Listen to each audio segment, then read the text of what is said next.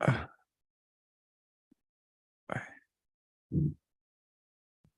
we starting? I can't even. Oh, It says live. okay. Every week, I don't know if it works, but okay. Let me. Yes. Oh, I think it's working. Can you do an intro? Oh yeah, it's working. It's working. Dang. Okay. Sorry.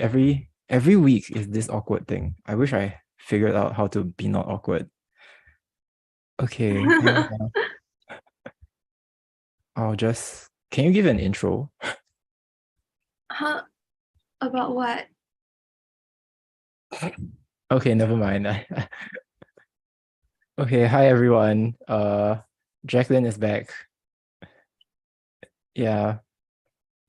And actually, are you feeling well or not? Yeah.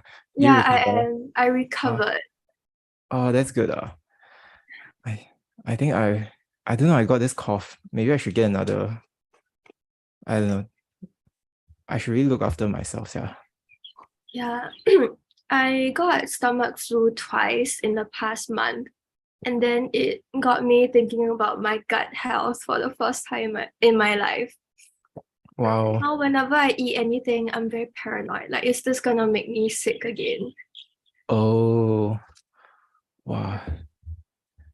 It feels like we're getting older. Like I'm not as fit not as healthy as I used to be. Yeah, definitely. Oh yeah, so we moved on to this Qi Yuan, the character quatrain now. Have you read this before? Yes.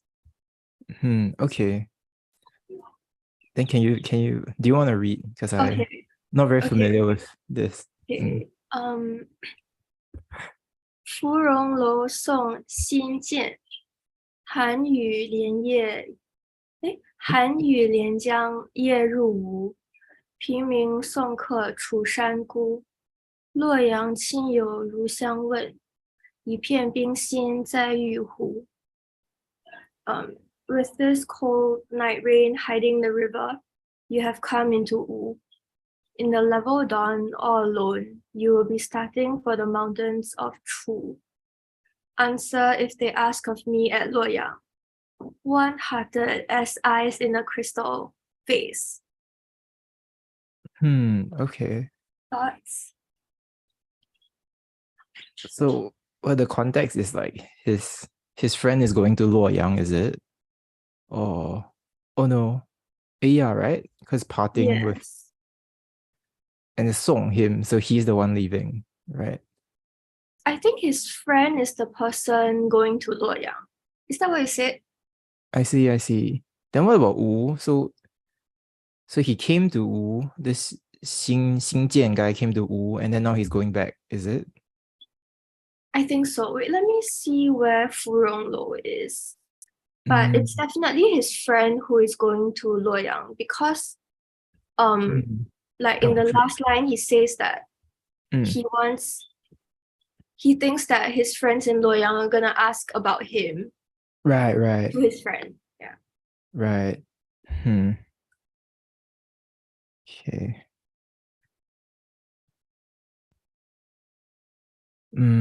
So Furong Lo is in Wu in Zhejiang. Yeah. And then so they're meeting in Wu and then someone is going to Luoyang. I see. Okay. I'm not sure why it says Chushan though, because that's in the opposite direction. Because he's going back to Luoyang, or you mean this is not where the direction he's heading? No, so Chu is in like Hunan, Hubei. Henan or Hebei there. But Luoyang is further up north. Oh. Maybe he's just passing by. I'm not sure. Oh, interesting. Okay. So the idea here is that I think he is not having success in his ministerial career. Then his friend is going to the capital, right? Then but he's not there. So Mm, yeah, it's a bit bitter. Like all of the people he knows are in the capital, but he's like off in some far-flung place. And yeah, he feels a bit insecure. So that's why he says that if people ask about him, to let them know that his heart is still pure. I see.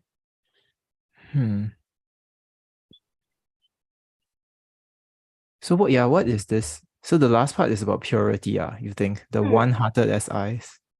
Yes, and I've heard that it's a Buddhism like reference, the crystal vase, but I'm not sure what it is. Oh, interesting. Buddhism reference, I can't see what it could be. Oh, interesting. You don't know enough then. Yeah, interesting. Yeah, and so this last line, the last 7 characters, is it's one of the like quotable parts. It's one of the very quotable lines in Chinese poetry. Right. So that's why I know of the meaning, but not what the crystal vase is. Right. It seems very dramatic, like, or at least in English, it is very different from the rest of the poem. I'm not sure in the Chinese if it sticks out as much.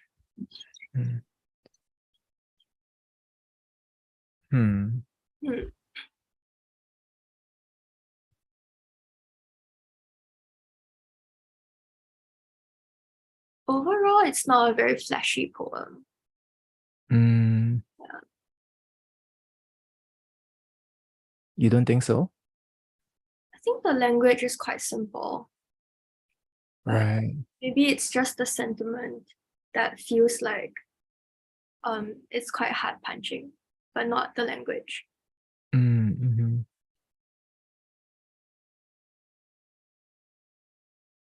Well, it feels very dramatic when he's like, oh, I am one-hearted as ice in a crystal vase. Or it's like, I can't imagine myself ever saying that. It's like, oh, okay. You know what? Like it feels a bit cringe, but also not cringe. Yeah.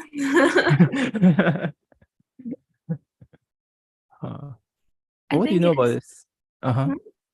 No, I think it's not cringe if you write it in a poem, but if you said it in real life, it would be cringe. Right. I was just about to ask, is this Wang Changling guy a cringy guy? I'm not very sure. Okay. I think got a few of his other poems coming up, so we'll see. Okay, we'll see. Who was that person that we really hated the other time? It's the one who was lecturing the monk. Yeah. I just eject him from my brain now. Okay. Yeah, and the image in the first line is quite interesting because it says the Hanyu is like lian to the Jiang, like the rain is connected to the river. Yeah. I feel like this is something that this is a 修辞手法 that a lot of them use. I think we've seen it a lot of times. Like the snow is blending into the sky, or the rain is blending into the river, or the sky is blending into the river. Yeah. So you're interpreting, what is the thing that's entering Uwa? What do you think? Is it because the English says it's the guy, right? The friend. Well, is it just the rain coming into? I feel like it's the rain. But yeah. Interesting. Could be both. But when you read it, did you think rain or friend?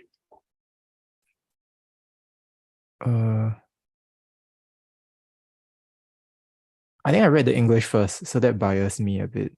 Yeah. Oh, okay. Yeah. Also, I noticed like every line they got some it's like got a location. Like there's Wu, and then there's Chushan, and then there's Luoyang. I guess then the last line is a kind of Yeah, the Yuhu, which is a maybe Yeah. that's where it's saying like where I am now is like this Yuhu, whatever that means. Okay. We should look up what exactly the Yuhu means. Right. But at first glance, so it's just like a very fancy thing, but it's very lonely, right? So it feels like it's calling back to all those like those concubine who are lonely in the palace, those kind of poem. Okay. Yeah, that's why I was like, wow, this is very dramatic. A bit cringe. I feel like it's almost as if his heart is suspended in this glass vessel, and then it's cut off from the rest of the world. That's interesting. And it's like pian, right? So it's like it makes him feel very small. Interesting. Let's see if... Okay. Oh, you want to see the Baidu one? Yes. Okay. The Yuhu, right? Oh, okay. All the notes are here. Oh, they never explained the Yuhu. Oh, there's a second part actually. Oh.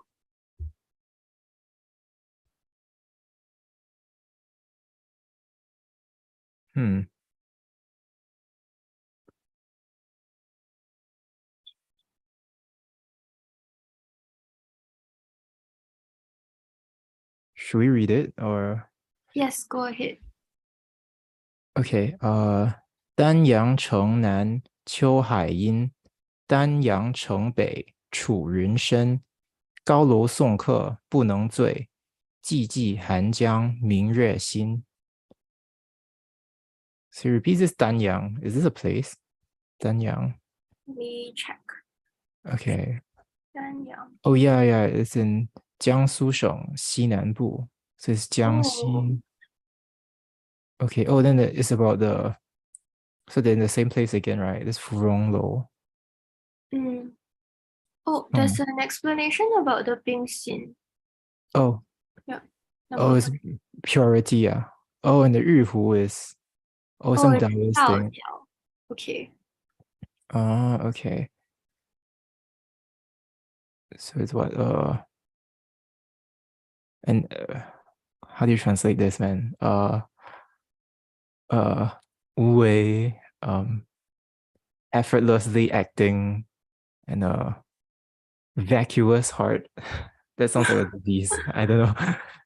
just not contaminated, I guess, with like yeah, interesting. So that seems like a positive thing, right? Yes. But then how come if the crystal vase is the heart, then how come there's a heart inside the heart?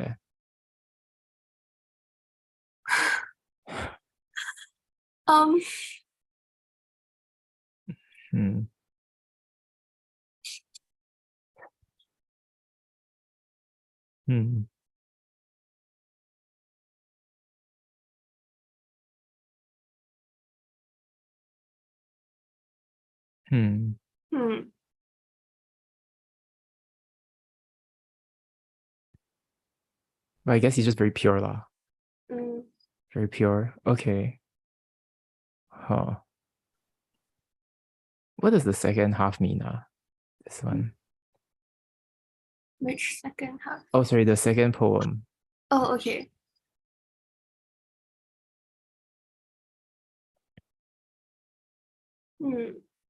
So what, in the south of this Danyang city, the autumn sea is shady, I guess. Then in the north of Danyang city, the clouds of the Chu mountain are deep. I'm guessing it's the mountain, right? Yeah. Then in this tall building, yeah? Yeah. Clouds, right. Mountain. Okay. Right. Then yeah, because the Chu Shan is the Chu mountain on top, right? So maybe it's the same mountain. So the clouds on the mountain are deep. I think so. Or it's just the clouds over the Chu region, I guess. Okay. And then Okay, so maybe no mountain lah. And then in this tall building, sending my friend, I guess. We can't get drunk. Lonely, the cold stream with a heart of the radiant moon. I don't know, I just think it's damn cringe when you say like Xin in the poem. Is it just me? Like, it's damn cringe when you have to say the heart there. Sorry? Projecting. Are you projecting? Maybe, maybe. But it just feels like very weird. He's just trying to be sincere. It's too direct. I feel it's like must be. 寂寂寒江明月心. Yeah, what is he trying to say? For the second one. Yeah, so the river is desolate and his heart is as luminous as the moon. Right.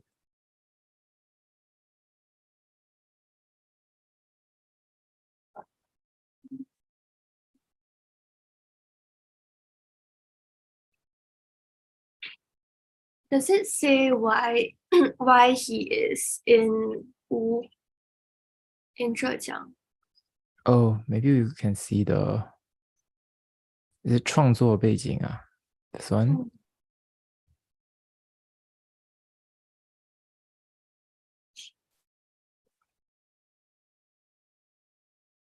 Huh.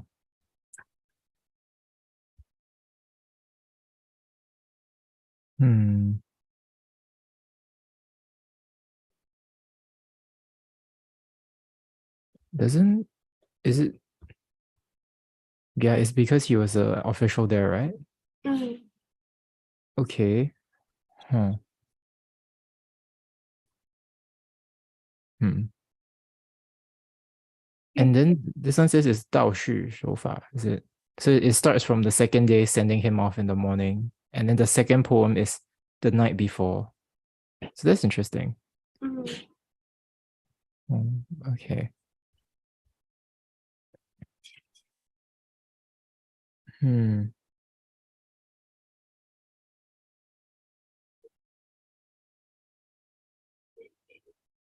I don't know. I just don't really like this poem, man. Just them. Okay. Okay, maybe if you look at the famous critics, maybe I'll have appreciation after reading them.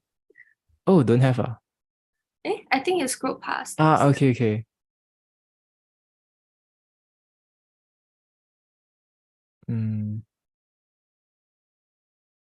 These are the last two lines have especially deep emotions. Okay.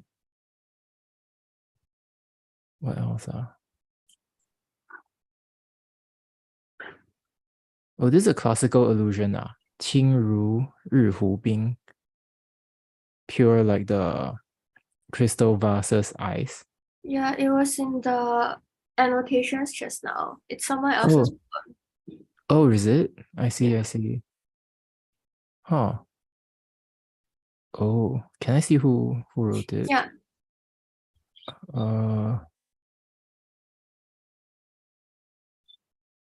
Is that? Oh, this one? Bao Zhao. Never heard of this guy. Oh, he's quite famous. Really? Yeah. What dynasty is he in now? Maybe. Oh, okay. Nanchao Song. Okay, that's pretty long ago then. It's a few hundred years before this guy. Yeah. Okay. Okay, then it's not so cringy, I guess, if it's an allusion to something. Your double standards are showing. Or it's like, yeah, is it double standards? Yeah. No, I just feel like, I don't know, if you imagine what it's like to be him, and then, imagine if you were an MP, and then they send you to, like, be the MP of Pulau Ubin. and then your friend is going to like Bukit Timah, then you're gonna be like, now what am I doing with my career? Like, why am I not advancing? Why am I in this place? But then he's saying that, like, even though I've been marginalized, I still have a pure heart. I'm still gonna do my job well. Like, I think it's commendable. The intention is commendable. Oh, so you're saying he's saying that he's gonna like do his best, lah. Yeah, I think so. Like, he's not gonna get affected by the Okay. circumstances. Oh, that's what it means, Yeah, what do you think a pure heart means? I don't know. Yeah, I just thought it was like, He's just bragging for no reason. yeah, I guess it's just like, oh, I'm so pure, like I'm better than this or something. He does think he's better than this. That's true, lah. Yeah. I mean, none of them are happy to be like deployed outside of the capital. But isn't it their job? Isn't like most of their job to be deployed elsewhere? Yeah, but like you see just now in the bio, then they said that they sent him to Lingnan at one point. Oh, is that very far? Yeah. Oh. That's like Canton, Guangdong. Oh, so all the way in the south. Yeah. Okay. Huh. Maybe I just can't relate. It's just like take a plane now. I mean, obviously they cannot take a plane now, but like. But they can't. They can't just leave where they've been sent. Yeah, that's true. That. That's true. Yeah. Oh. Okay, no, it's a good poem. When you're when I was looking for a job after I graduated, I just felt like there was nothing that I felt like I wanted to do, but I still had to do something. I see. Yeah. So do you, when you're working, do you ever feel like this? Oh, absolutely. Wow. So you're just 一片冰心在玉壶. Yeah. Wow, okay. That's interesting. Oh.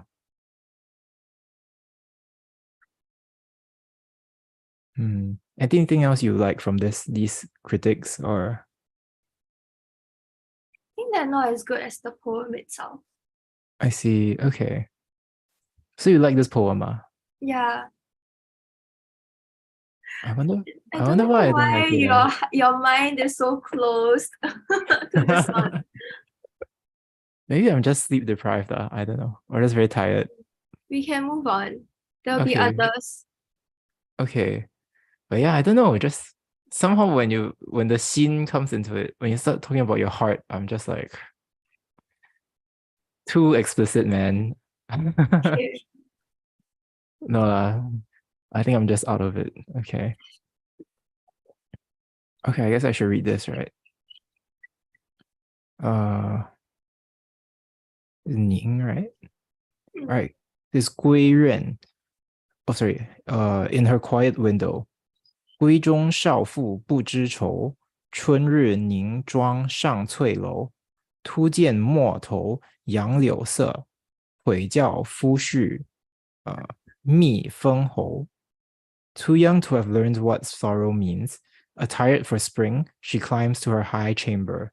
The new green of the street willows is wounding her heart. Just for a title, she sent him to war. Huh? She sent him to war? So she convinced her husband to go fight, is it? I think so.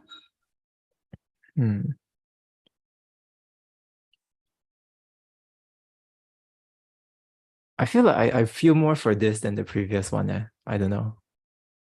It's because you like romance poems. Is it? Do I?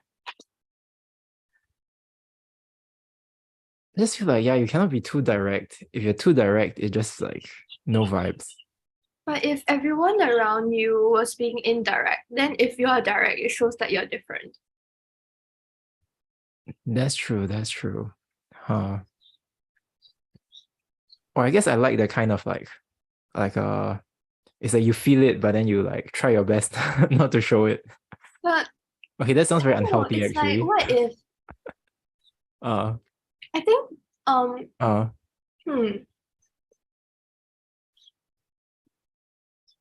But it's like what he was saying in the previous poem, that he's like pure and he's staying true to what he believes in. I think that's something that's worth saying in a straightforward manner. Like if he tried to cover it up in too much like technique, then it will almost seem like disingenuous.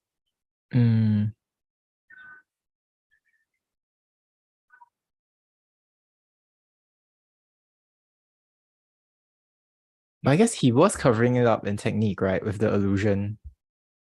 Also. Yeah.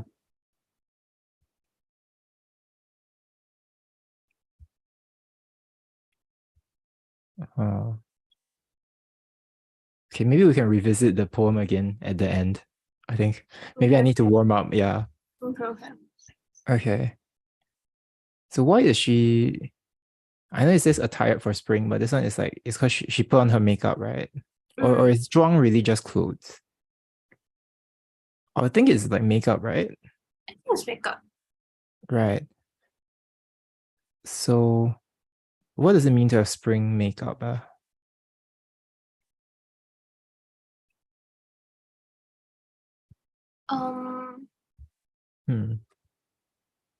I think that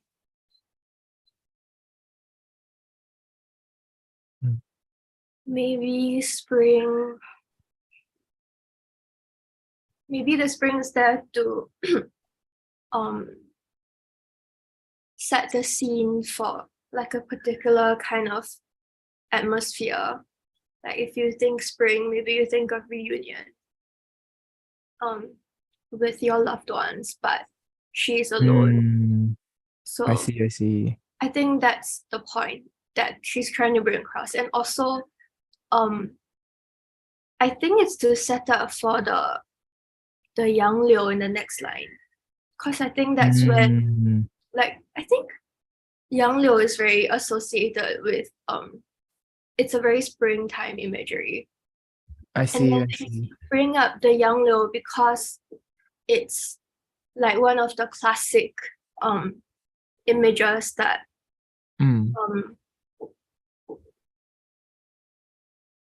symbolizes parting or being unwilling to part with someone. Because if you remember the Shijing, there was one that goes let me check, something like Yang Liu Yi, and it's like the Yang Liu is like bending and swaying, and then and then it's like the line before Yang Liu Yi is like in the past I left you or something like that. Yeah. I see. Oh, so this is a very classic like symbol. Oh, I didn't know. Yeah, so it should be like automatic. Like when you see the Yang Liu, then you're like, oh, there's a parting, and there's someone who is unwilling to part with the other person. And I see. I've heard that in the past, when you send someone off, you snap off a twig of Yang Liu to give it to that person. Oh wow, okay. So that's why when she looks at the willow, then it brings her to this reflection on, oh, I shouldn't have let my husband leave me. Wow. Wow, you're really Prof. You. Like, wow, I didn't know got so much symbolism in this. Yeah, but it's like if you read one Yang Liu poem, you've read all of them. I see. Yeah. Oh, that's true. We read an article about this in class, right? Where it's like the symbol is sort of like after a while the symbol is so strong that it just overpowers the rest of the poem. I see. But this one is quite interesting because I don't know, there's almost like this kind of agency because it's her who told the husband to go off to war and fight for like war accolades, Right. which seems quite unusual to me. Yeah, the last part was quite like, it was like a plot twist. Yeah.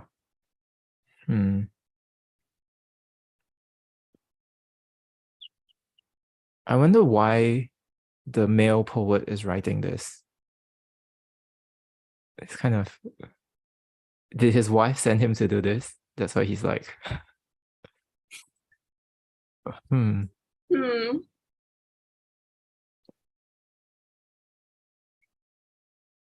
Oh, I remember. Oh, this is a weird observation, but I feel like I like the 5-character quatrains better.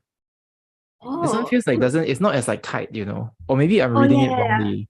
This feels like there's more of a story going on. Definitely, yeah. Yeah. So that one is like a pure emotion, but here there's like plot details we need to be clear about. But I think that for these kinds of poems, a set, it's like it feels like you have to know about their lives to understand what they're writing about. But actually, like they only really write about a very kind of a limited set of circumstances that are like tropes. So if you read enough, and then you will know what those tropes are, and then you can just like fit them into the poem. So it's not that specific. Like there's a set of established stories. I see. But this feels like a twist on the established story, right? Yeah, I think so. Right. Or like he tells you what the story is instead of making you guess. Right.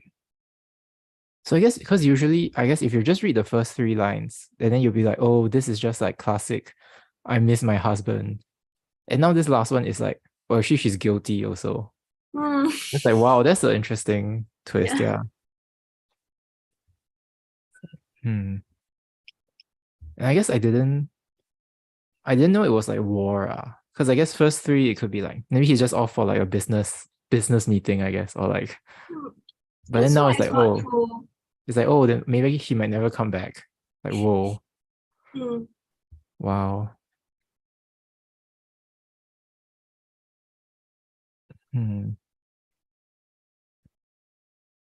I guess one more.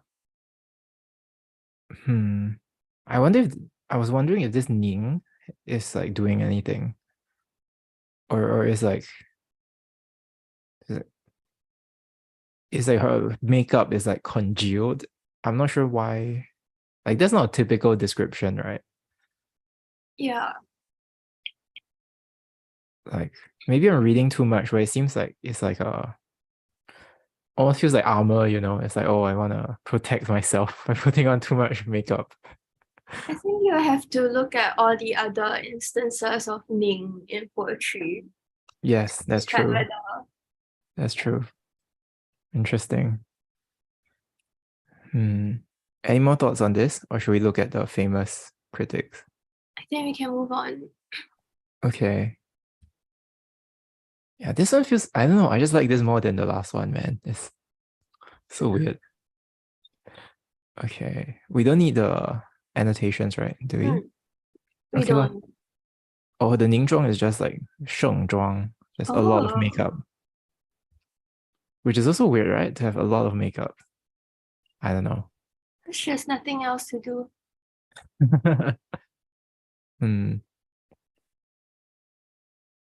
I guess she's putting on the makeup for herself. Okay. Oh, a lot of comments for this.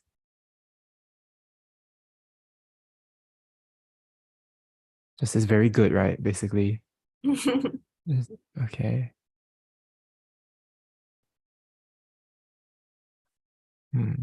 Oh, that's interesting. So it's like she's not seeing the willow, she's seeing the color of the willow. Right. And emphasizing so the willow, it goes from yellow to green. Okay. Yellow to dark green to light green. Huh? Just like how she had a yellow face and then she put on red makeup. What? I think that's too much.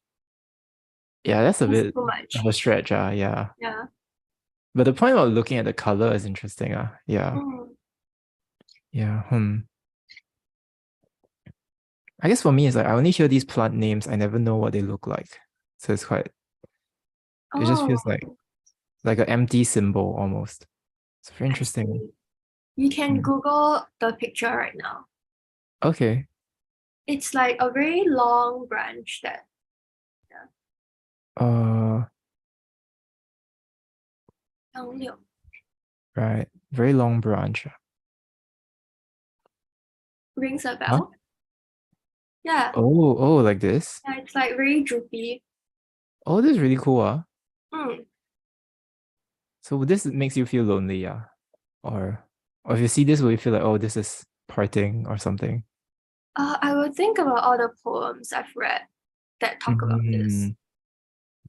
That's pretty cool. So she sees this No, out the yeah, it's window. this one. 昔我往矣，杨柳依. Oh, this is the In the famous one. past, when I left, the willows were. I don't know what "yi" translates to. Like leaning, inclining, is it? Yeah, something like that. But it's like 依依不舍 lah, right? Like cannot bear to let you leave. Okay. So she sees this out the window, and maybe it's red. Oh no, it starts from red, so now it's green. Okay. It starts from yellow. It starts from yellow. Okay. Oh, I see. Oh. I'm very uninsightful today. Sorry, can you say something insightful, please? It's not coming. I see. Oh, there's a comment says they don't know. Someone is not sure what we're talking about. We're talking about the willow. That's the Yangliu thing. So it's one of the symbols that is a symbol of parting, right? You said there's all the tradition all the way from like the Shijing, which is like the classic of odes, which is very long ago. It's like 400 BC or earlier. Yeah. Yeah, that's the earliest collected anthology of Chinese poems. So it's very, very classic. Right. And it gets referenced a lot. Yeah. And I guess when we comment on the comments, let's try to translate first. Okay. Yeah. Anything else that catches your eye amongst all these? I feel like some of them are overreading. Yeah.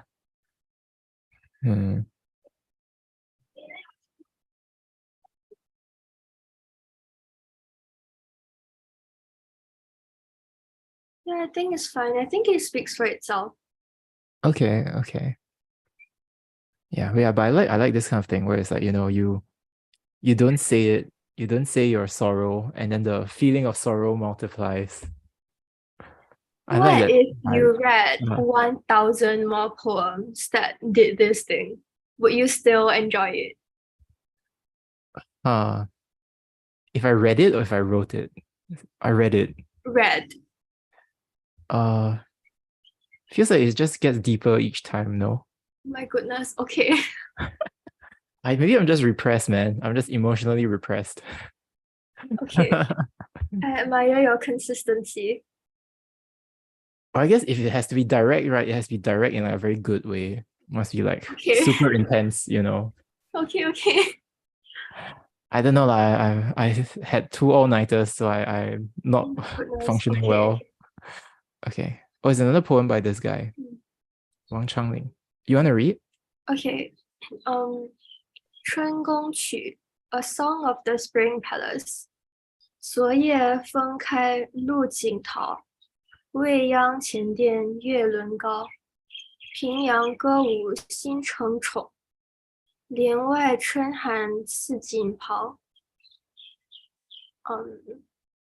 Last night, while a gust blew peach petals open, and the moon shone high on the palace beyond time, the emperor gave Pingyang for her dancing brocades against the cold spring wind.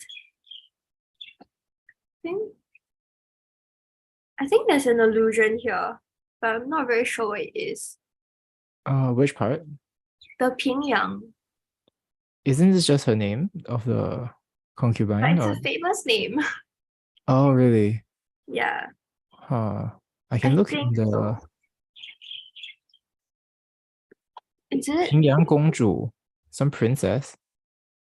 她是平阳公主家的歌女，后被汉武帝招入宫中，大得宠幸，以致废去原来的皇后阿娇，立她为皇后。Okay, so this is a historical figure. It's like a few hundred years ago, prior to the writing of the poem.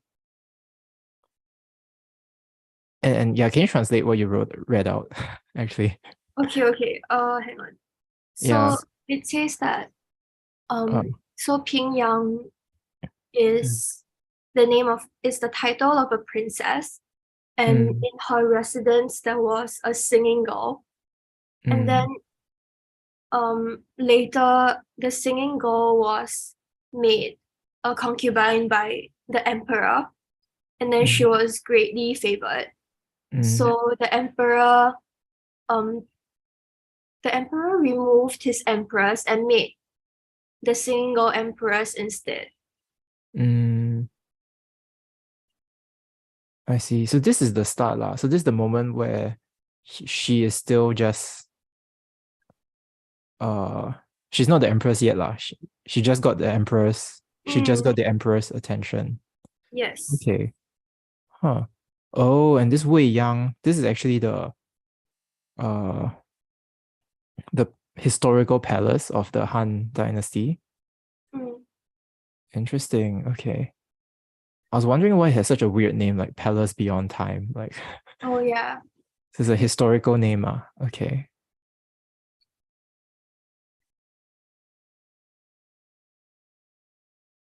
So, okay, I think that what it's trying to say is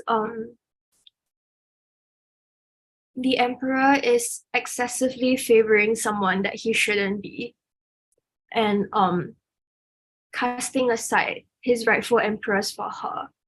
So I think that Wang Changling is making some sort of reference to himself not being a favored minister. Oh, I see. Yeah.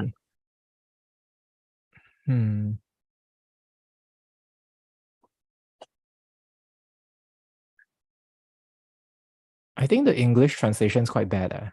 It's missing a lot of stuff. Do you think you want to translate do you want to just translate ourselves? I think the translation is okay. It's just missing I think this part is missing. The historical background. I see. Oh, I see. The Xin Jian. Okay. Right. Or at least the third line is like, so the Pingyang, she was singing and dancing, and then she newly receives the emperor's favor. Yeah. And so I thought it was interesting that they compared the moon to a wheel. Like, it's not super common, yeah. It is. It is common? I think so, yeah. Okay, sorry. It's super common. Uncultured. Yeah. Huh. Yeah.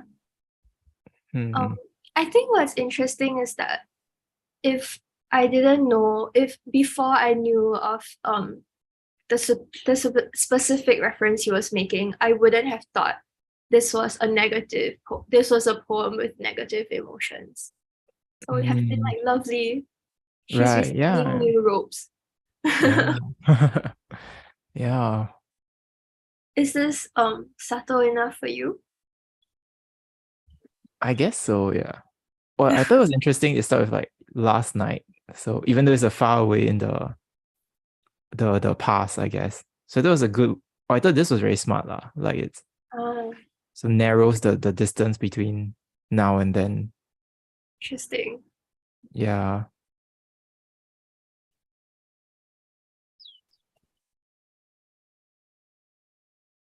I guess one more question from me is like, why talk about the moon and the peach petals?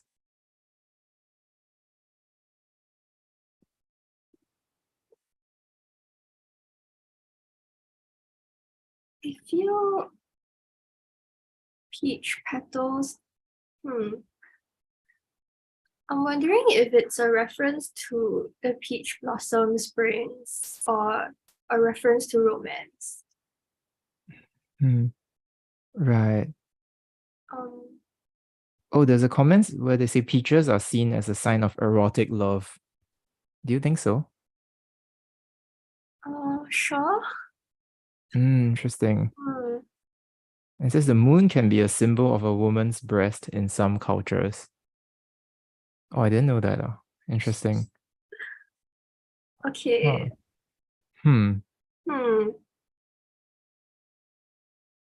Interesting.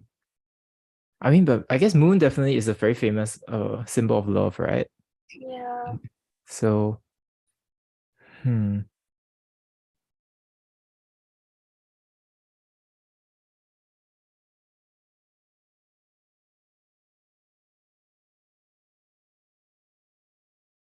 or do you think there's also this sense of like, it's like ominous because the peach is not just the flower, but like the petals are being blown off by the wind? Or is that ominous? The Chinese doesn't say anything about petals. Right? Yeah, what's this? 路景桃. What does that mean? So, the wind blowing is just blowing the peach blossom. Xin is a well, right? Yeah, that's what I would think, right? But I'm not sure why. What's going on here? Yeah. Let me Google actually. Right.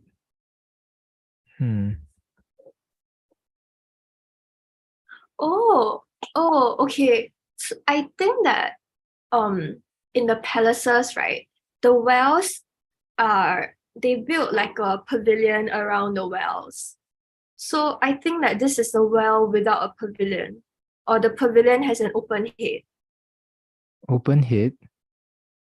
You know, the roof is open. Oh, okay. Yeah. Also, they are in the well now, but they're dancing at the well.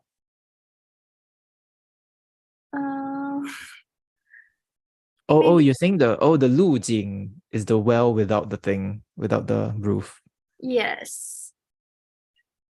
And the wind is opening the peaches, the peach blossoms, or I think the peach trees are growing near the well. I see. Okay. Let's see what exactly the peach refers to. I can look at the Baidu one. Okay. Okay. Right. Okay, their interpretation is they say 它吹开了路景边的桃花. Oh, the one that I'm reading says that. It blows open. It blows off. Yeah, so they're blooming. They're not. It's not the petals are falling. I see. Okay. Oh. Then maybe it represents some sort of like new relationship being formed. Like something opens. Something is opening and blossoming. I see. Wait, so is this, so the historical character, is she supposed to be like a positive or negative figure?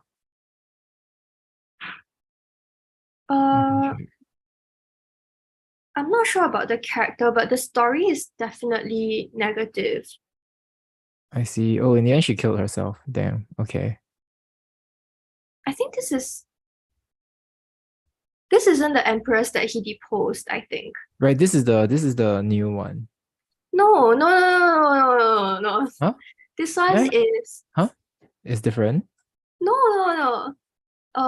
Probably this Han Wudi's second emperor. Oh, so that's her name. Yeah. Oh, So Oh, there's so Pingyang much is a more story. okay, yeah. Okay. Uh,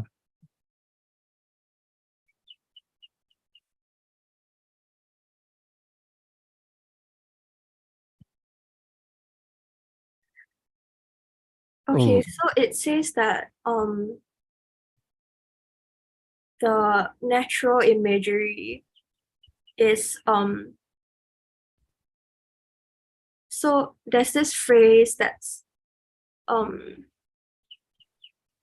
in Chinese there's this phrase called 雨露均沾, which is which mm, literally translates to um the rain and dew are evenly dispersed, and then uh, it's um a metaphor for the emperor favoring his concubines equally. Like he's like bestowing the Yulu on all of them.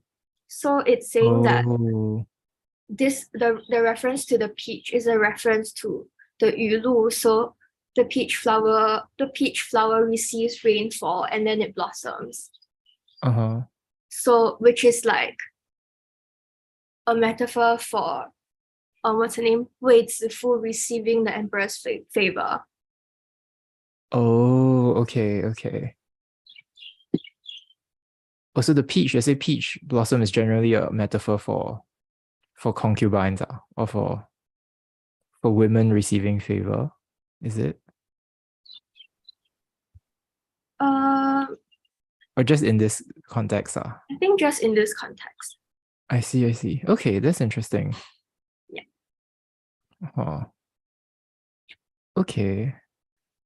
Huh. But I guess then even with all this, it does seem like a very positive poem, eh? Yeah. But it's not. He's doing something, the emperor did something that he shouldn't have. I see. Like no one approves of him doing this. I see.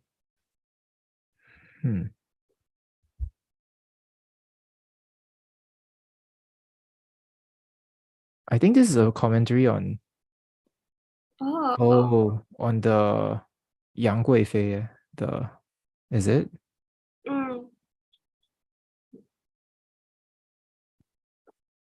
Okay, so the context is this dude, right? This I mean the emperor. The emperor, he's in love with this lady too much, right? This super famous, like one of the four most beautiful women in like Chinese history, right? And then he's like super obsessed over her, and then afterwards there's a rebellion, and then he has to like, then everyone blames the girl for being too pretty and like distracting the emperor. So I guess this is part of the poem where they're kind of just blaming her, is it? Or but it seems kind of, it's like sympathetic, but also they know it's a bad thing. Would you think so? Yeah.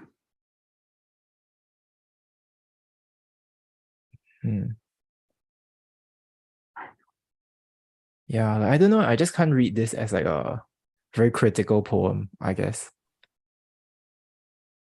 If all the symbolism we pointed out is right. Yeah.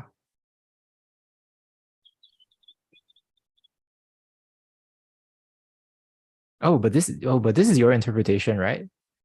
It's about how he is. It only says how other people receive the emperor's favor, but that his own loss of favor, you know it without it being said. Experienced, can still be felt. Right. Yeah. Okay, so that's your interpretation. Yeah. I see. Interesting.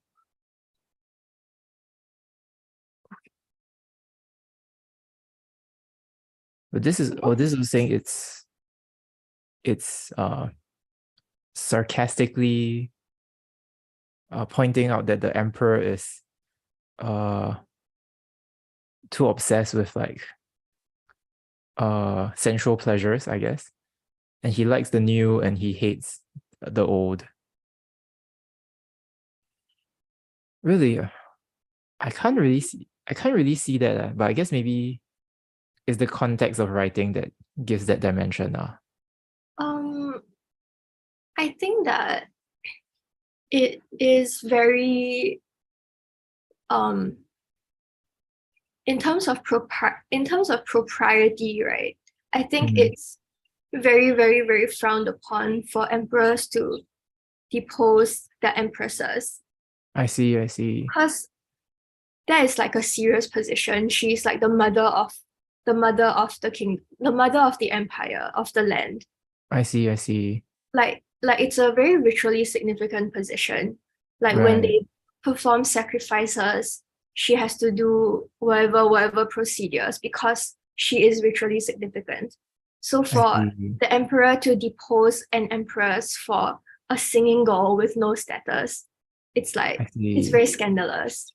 And I think from the perspective of like a Confucian scholar, it wasn't scandalous in a juicy way. It was scandalous in like the times are degenerate way.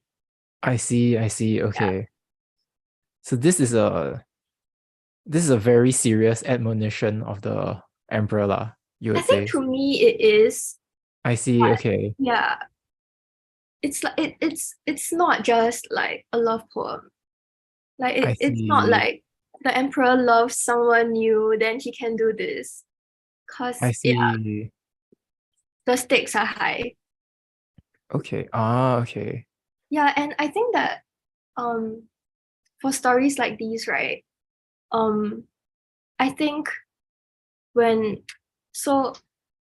I have read a bit about the concubine Yang, the Yang Guifei story. So right. In stories like these, when people write about them, there's like this tension between the writers wanting to criticize the improper actions of the two lovers, but also like this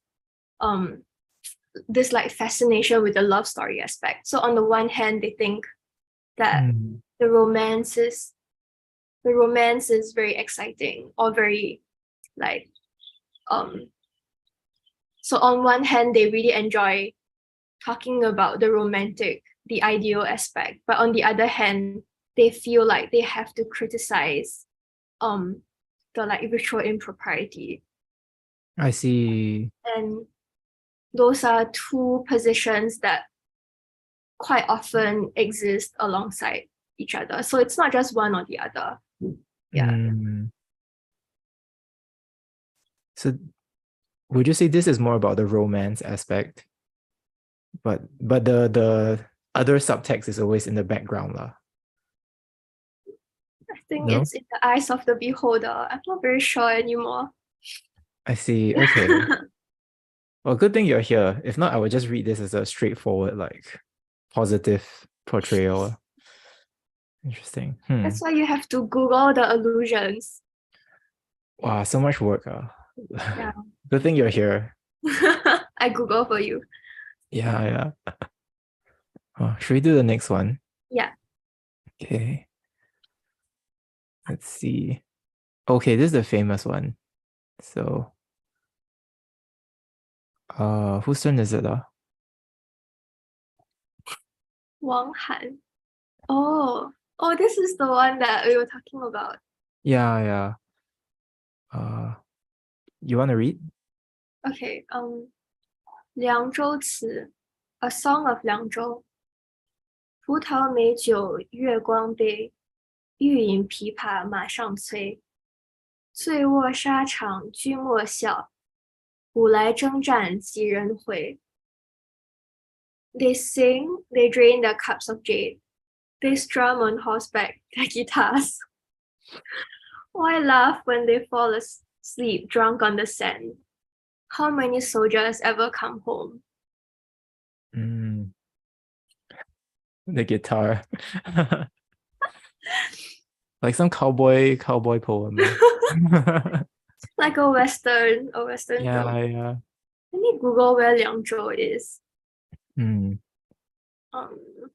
Well, I feel like this English translation butchered the first line, man. The 葡萄美酒夜光杯. It's like, how can you translate it like this? Like, I'm not sure how I would translate it that wouldn't butcher the original. right. That's true, but Would you like to give it a shot? I guess I'll do a literal translation. It's like the grapes, the grapey fine wine in the cup that shimmers like the night. Do you think that's better? No, but Wait, what was I doing? Oh, I was Googling Liangzhou. the grapey fine wine. You guys just learn Chinese lah. It's easier than explaining. Okay, Liangzhou is in Gansu. So Liangzhou is where the war is happening. The western borders. Huh? The western borders? Isn't it? Yeah, so Is another war? Isn't it always in the north? maybe northwest. Oh, Like more northwest than north, I think. I see. Okay. Yeah. Because I know all the invaders are always coming from the top, right? All Yeah. the dudes on horseback, yeah. Yeah, but Okay. okay, wait, let me show you China. Or I can Google a map. Is it easier? I think I don't think people can see it. Let me go Google Maps. Okay, China. GG, am I just doxing myself with this? You need to cut this part out. Okay, so China. Yeah, then it's Gansu. Do you see Gansu? No. Where is it? In the northwest. north, Yeah, okay, Ningxia. here. Okay. Yeah. So it's a bit western. It's like near Central Asia. Right. Okay, so that's where all the guys will come. Yeah. Right. Okay. So this is the battlefront you're saying. Okay. So then, shoot. This one, right? Okay. I want to know if Wang Han had ever fought in a war. Or is he just imagining? Let's see.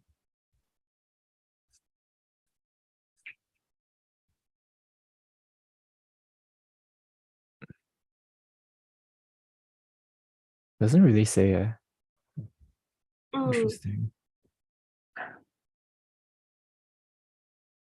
Interesting. Okay. The grapey fine wine. Oh, but the pipa actually is a Central Asian instrument, right? Right. So it makes sense that it will be played there. Okay. The pipa became like really mainstream during the Tang dynasty. Right. That's right. Okay.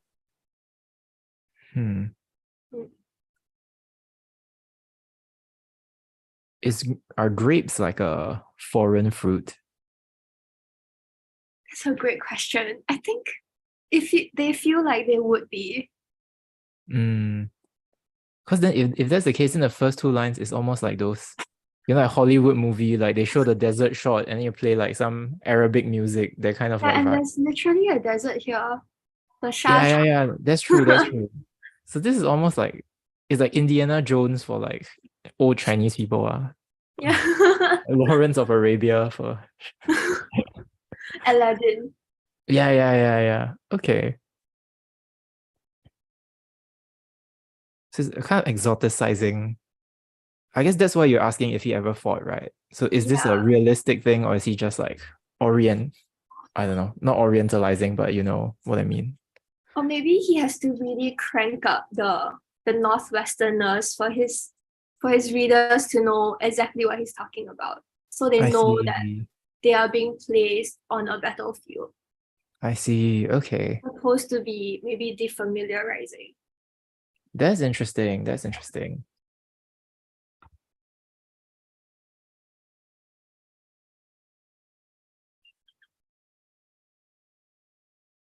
Do you think this ever happens? Do you think people actually get drunk on the battle on the sand and then like? I guess so, right? Like there must be a great deal of self-medication going on. Like, Right.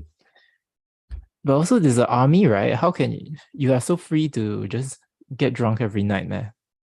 I thought that going to war is mostly waiting around for the war to happen. That's true, that's true. But then don't they have to be like on alert and stuff? I don't know how it works. Like, do they sit there and wait for the enemies to come, or do they like set a time in a day that like Oh, at this time we are going to meet there? that's But I don't know. oh I mean, obviously, this is a very like romanticized description of war. yeah. It just really is like Aladdin, yeah, right. It's like Chinese Aladdin. Yeah. Or if we tell Sean, he will fucking flip out. Oh, You I should shouldn't tell have him then. Make him said. defend himself. Also, I keep swearing on stream. Really cannot. I need to control. Yeah. Right. I Yeah. realized that Uh-huh. when you turn on YouTube closed Oh, captions and if it's auto generated, they will like they don't you'll bleep out you'll censor yeah, the. it's I see. automatic. I was so amazed. Wow. Yeah. Yeah. But I guess we're not PG-13, right? I mean, I guess not. I guess not. Yeah. We were just talking about a woman's bosom just now. Yeah. That's true. That's true. Okay, they need to learn about these things sooner or later. Lah. Don't think they should learn it from us. Shall we look at some comments? Oh, yeah. Okay. Okay, there's another part, but I don't think we have time to look at it today. Okay. Yeah.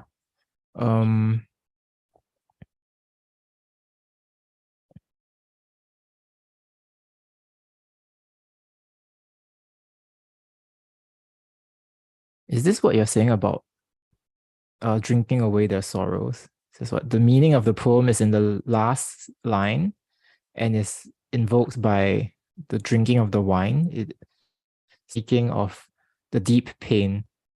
Because if if we understand it as drinking very heartily, but everyone knows that this is not what was meant. Huh? What's the last line?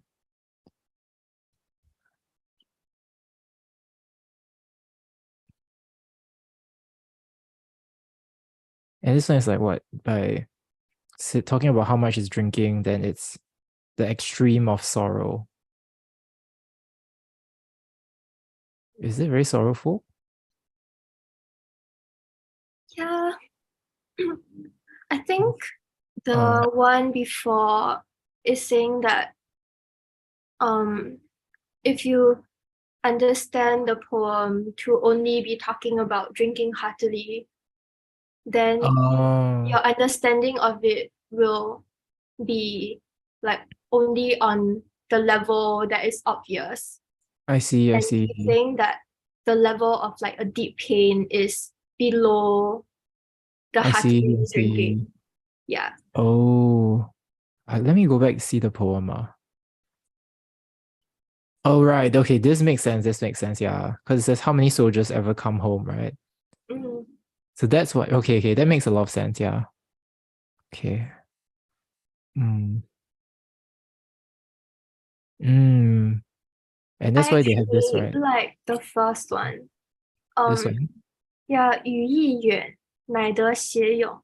So the meaning of the words is distant. That's why they can be that's why they can be perpetuated for a long time.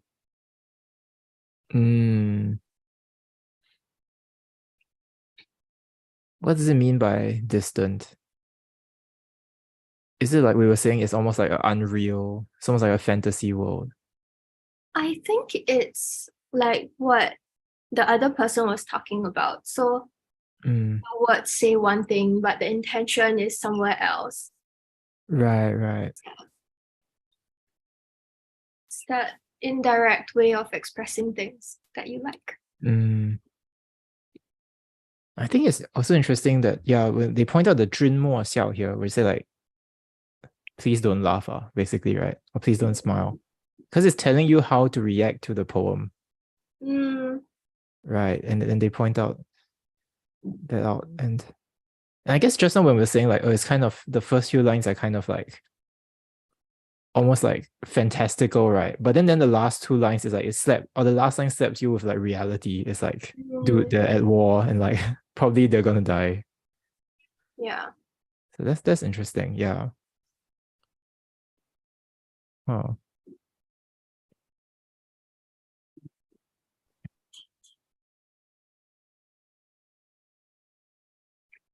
What about this? This one says if you read it as sad, then it's a shallow reading, is it? But if you read it as, what's this? 邪念. Jest. Just? Jest. Oh, jest. Oh, so he reads this as sarcasm. That's weird. So he's reversing what other people are saying, like the levels. So. Yeah. Oh yeah. So it's either So it's either really sad or really like enlightened, looking past that. Oh. Huh. But how would that square with the part where he says like don't laugh?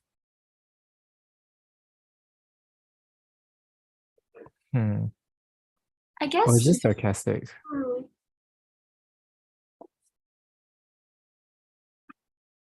Yes. In the face of death, he's not wallowing in sadness, but he's like having a good time.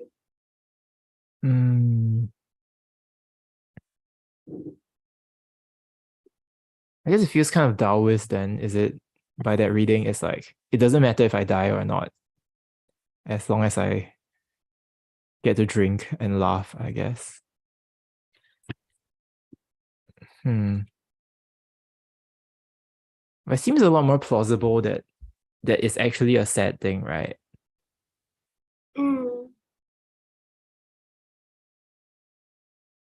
I feels like this last guy is just being contrarian. He's just like, I don't see the evidence for this view.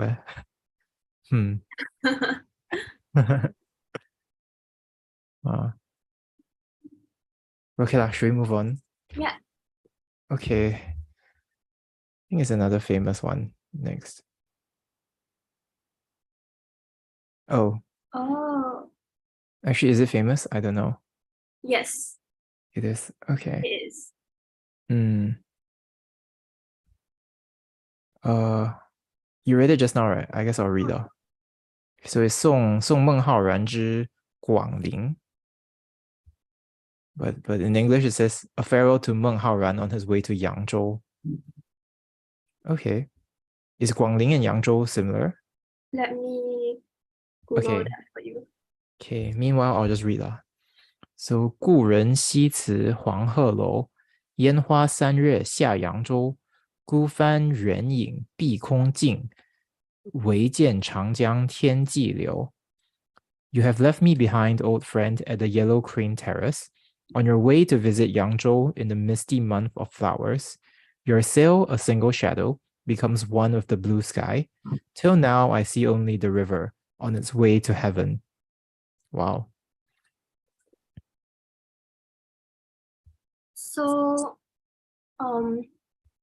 Guangling is in Jiangsu.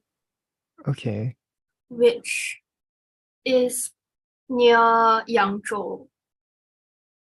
And then Huanghelou is in Wuhan. Oh, okay. So I think this person is leaving from Huanghelou to go to Guangling or Yangzhou. Okay. I see. Okay. Right, because Yangzhou is in the poem as well. Yeah. Okay. Well, the first thing that catches my eye is just Huanghelou, right? Because it's so famous. But I guess it features in a lot of poems. Yeah. Why is it so famous again? It's just a place where like Chinese scholars go drink and like write poems. Okay. I guess it's also worth noting Meng Haoran is another poet, right? Famous poet. Yes. So it's like Li Bai, like the most famous guy, sending his friend who's another famous guy.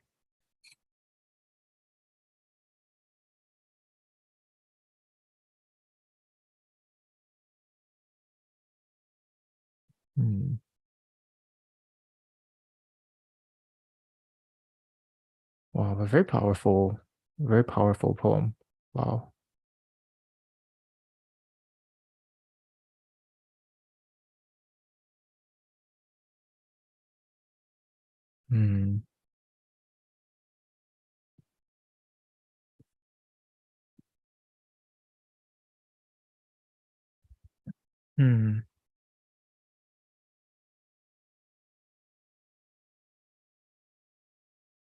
I guess maybe the scene here is like, so the poet is in the Yellow Crane Terrace, and then he sees his friends like sailing away, and it's already very far away, right? Because it's like, well, in Chinese it's literally your distant shadow, your distant reflection at like the horizon of the sky. And then after that, he only sees the Changjiang. How's it in English? The River. Yellow River, yeah. And that's almost like reaching the sky, right? There's a one with the sky. It's flowing from the sky. Okay. It feels very super. It feels very transcendent almost. It's like, yeah. I think he's seeing the river with very different eyes than we do. The scene is very like fantastical. Right, exactly. Wow, this guy's a genius. Wow. Yeah, I find it very interesting that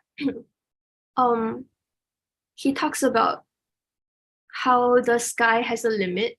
So the reflection of his friend's boat disappears or goes into the far end of the sky, the 碧空尽.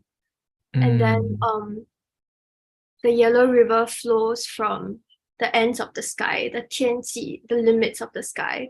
So I don't know, I just feel usually if we are describing a very monumental landscape, I would imagine like a sky that never ends. But here he achieves that effect by talking about the limits of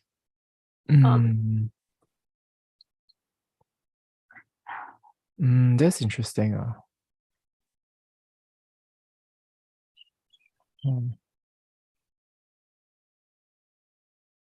Yeah, and I remember we were talking about this in class, and we were saying that like there's no, like in this poem, there's no it's not as sad as the other standing of poems that we read. Yeah, like, I don't feel sad. I feel like I've ascended a new plane of existence. 更上一层楼. How do you think he's achieving this? Why isn't this sad?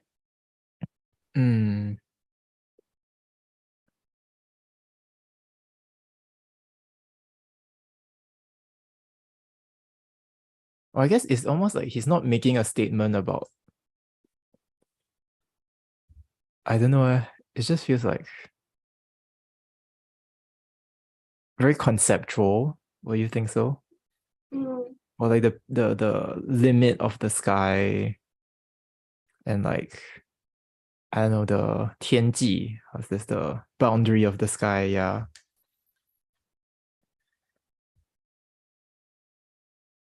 Yeah, it makes you feel very powerful. Right. Yeah. But you're right, it's not a natural emotion, right, that would come when you're sending off someone. Yeah.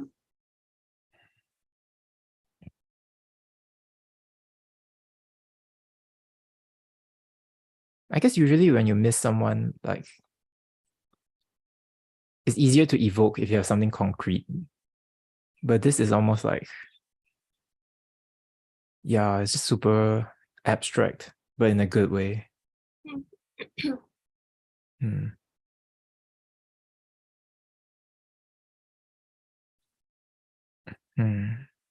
Yeah, and actually I think we've read quite a few other poems where the poet is talking about the solitary, the image of their friend as a solitary being like departing. And then Right. it's usually it's a bit like wistful. But here Right. it's not, even though the boat is solitary and it's disappearing into the distance, but it feels different. Yeah. Oh.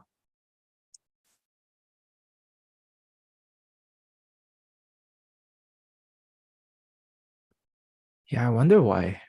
It feels extremely different, yeah.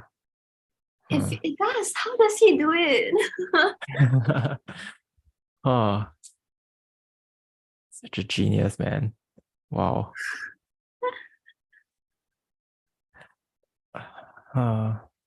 Maybe what we could do is the next time we see a set sending off poem, then we can compare the two. Yeah, that's true. Wait, didn't we read one just now already? Which one was it? Is it this? Oh, is it This the is the woman? husband one. I feel like that's a bit different. Or is it the very Like first that. one? Yeah, this one.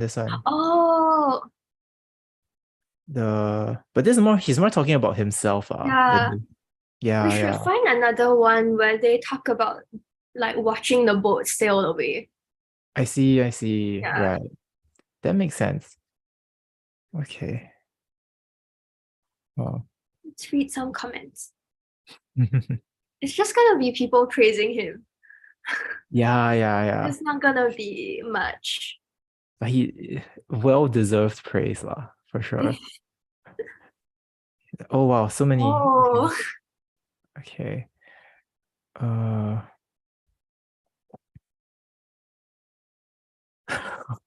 How do you translate this? wait. What? Well, what's he saying? 更不说在人上。I don't know. It's like unspeakably above other people's poems. Is it? Okay. Marvelous. Yeah, it's so funny. You never see people like repeating the praise like this. Yeah.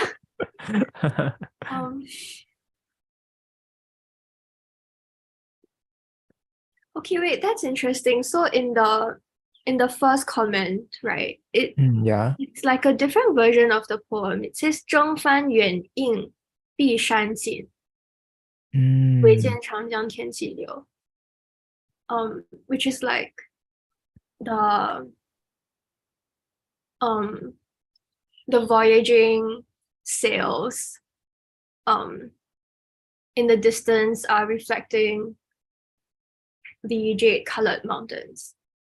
So instead of the solitary sails, we have the voyaging sails, which feels quite different also. Right.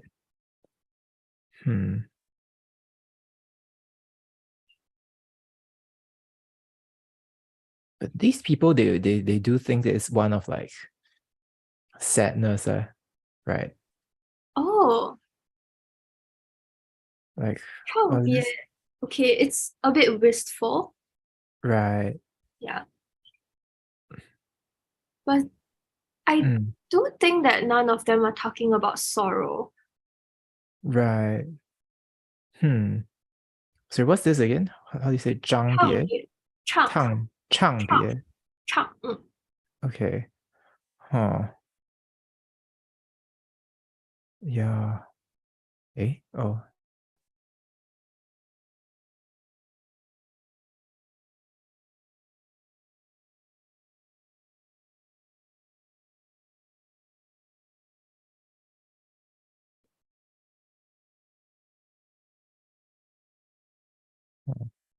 Some of them are talking about the like deep friendship that they had. So Li Bai is wistful, is endlessly wistful as he watches his friends sail away. Which one is it again? The one at the bottom of your screen right now. This one? The long one? So Okay. at the bottom there is 唯见浩荡江流， okay. 接天无极，上怅惘依依。So his gaze is lingering on the friend. I see. So this shows that this repeats the idea that they had limitless deep friendship, 深情无限. Interesting. I like our interpretation better. I don't know. Well, it doesn't feel sad. It doesn't. Yeah. Yeah, huh. Interesting. I guess I can see how it could feel sad, but maybe it could feel anything. It's just whether you choose to feel it or not. Wow. Is this a lit theory? any interpretation is valid. Oh.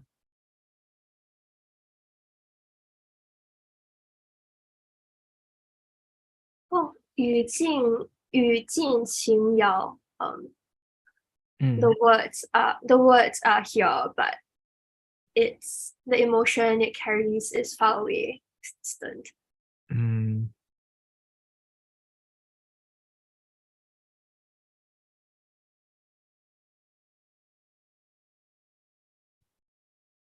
What's up with this? It's like, oh, it's very shallow but very deep. It's very thin but very thick. This is a truly immortal pen. What does that mean? Is it just saying that it's a lot of things? Like it does both? I guess so.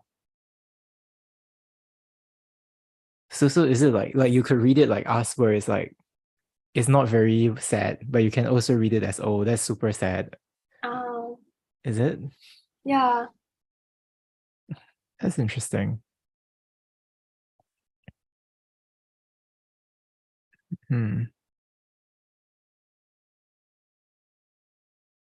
Wow. Yeah, should we move on? Yeah.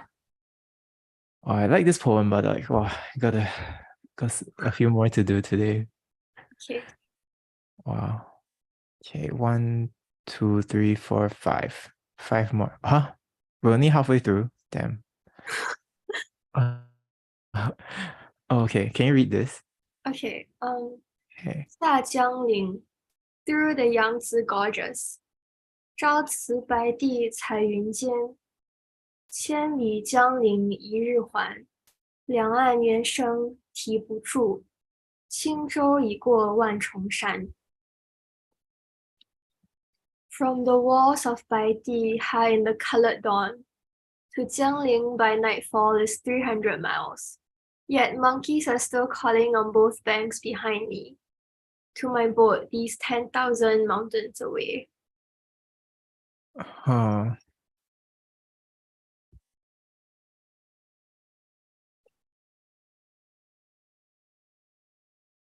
Okay, let me check where Baidi is. Okay. Oh, Baidi is in Chongqing. Okay. Jiangling is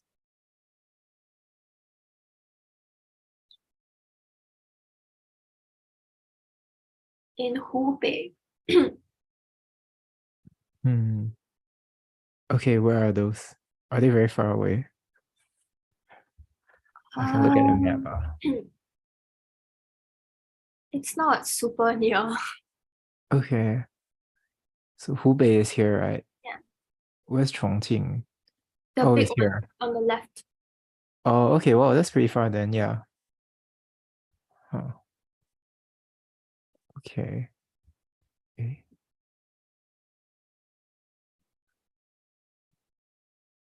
Thoughts?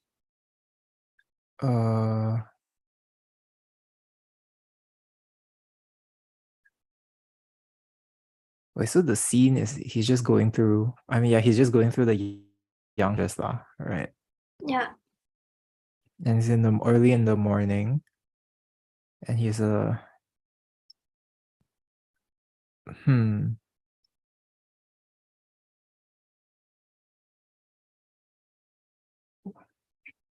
don't know. Just a nice scene, I guess.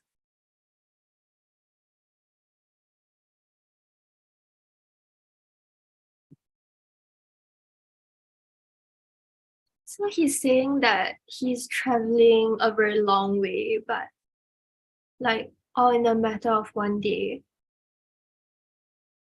And I don't know what he's trying to tell me, but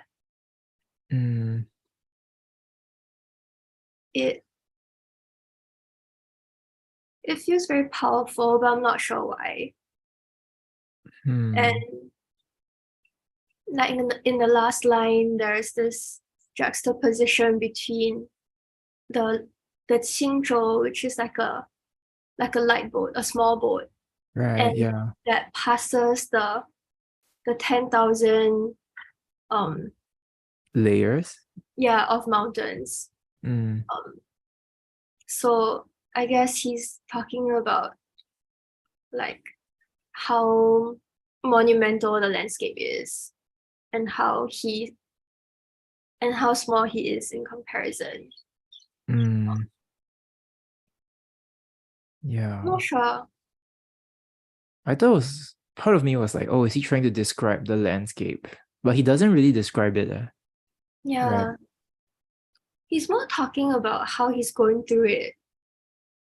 Right, right.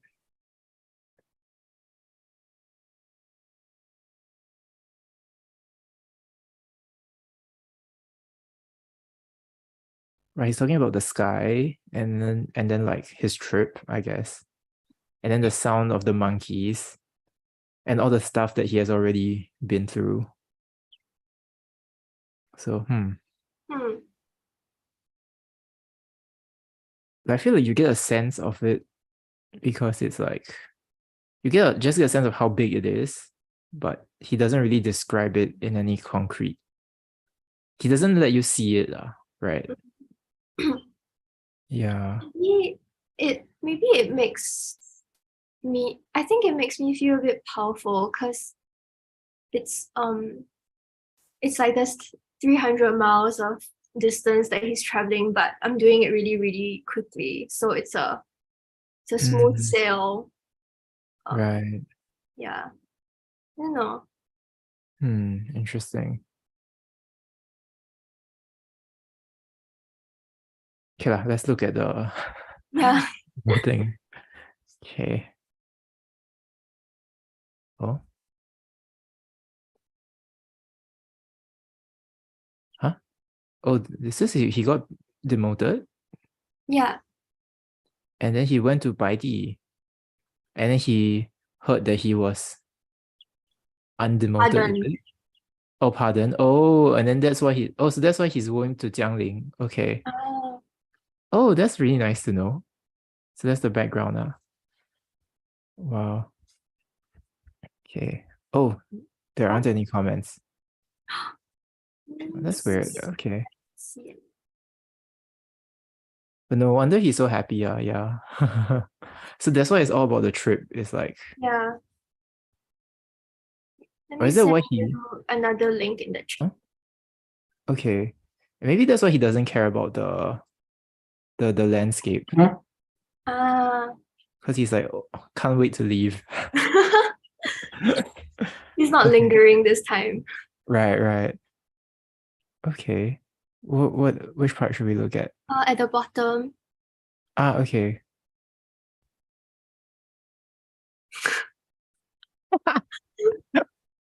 Isn't this a bit excessive? Yeah.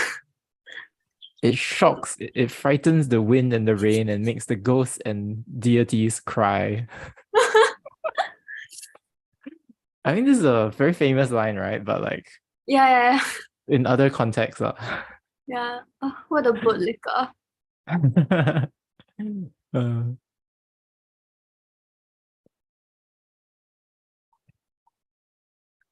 Yeah, I also think Sun says the Which one? winds are the second one. The winds are favorable and the sails are I don't have a word for it. Erect. Like the sails are working as they should. They're full, I guess. Like young, like Yeah. Like the wind is blowing and they're like, yeah. Okay. And, in an instant he crosses 10,000 miles. Mm. I'm not sure what this is saying. 但到得眼前景色. So he's talking about the scenery before him. It is as if there is divine assistance in his writing.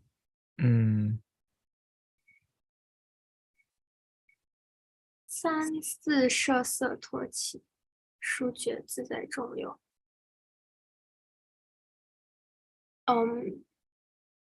So he sets the scene and places himself in it, and it makes the reader feel like they are in the river themselves. Right. But does it feel very fast when you read the poem? I don't feel like very fast. I feel like I blinked and then suddenly I'm very far away. I see. Interesting. Okay. I think I see that. Right, because it has already 10,000 mountains away, right? Yeah.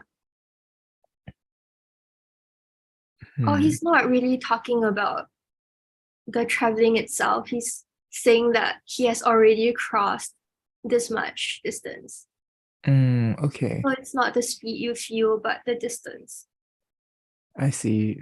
Right. It's about that's a good point. Yeah. Maybe, yeah. Right. That makes sense. I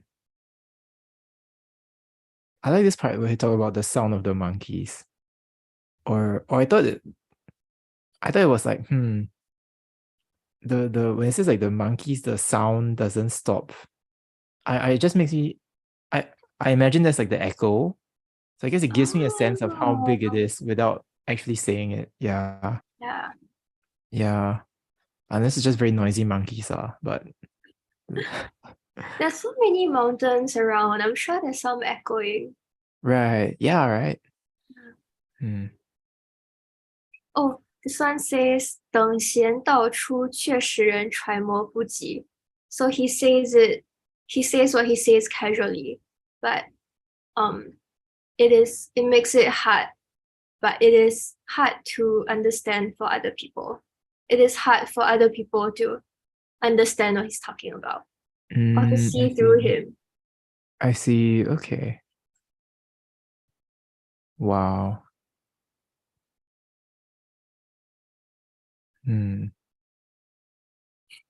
Do you think the context of him being pardoned helps us understand this better, the poem? I think it is not necessary. It's not necessary? Yeah. But it helps in explaining it, I think. Right. But I think the feelings are there. Also, if you look at the very bottom, it's categorized as 70 poems that primary schoolers must memorize. Yeah, I saw this also. I was very surprised. Maybe we should go through this list next time. Okay. I bet they're all from from different dynasties. I just saw Wang Changling from This just one? now. Huh? Yeah. Serious? The heart and the crystal vase that you hated. Wow. Oh, got the famous one also.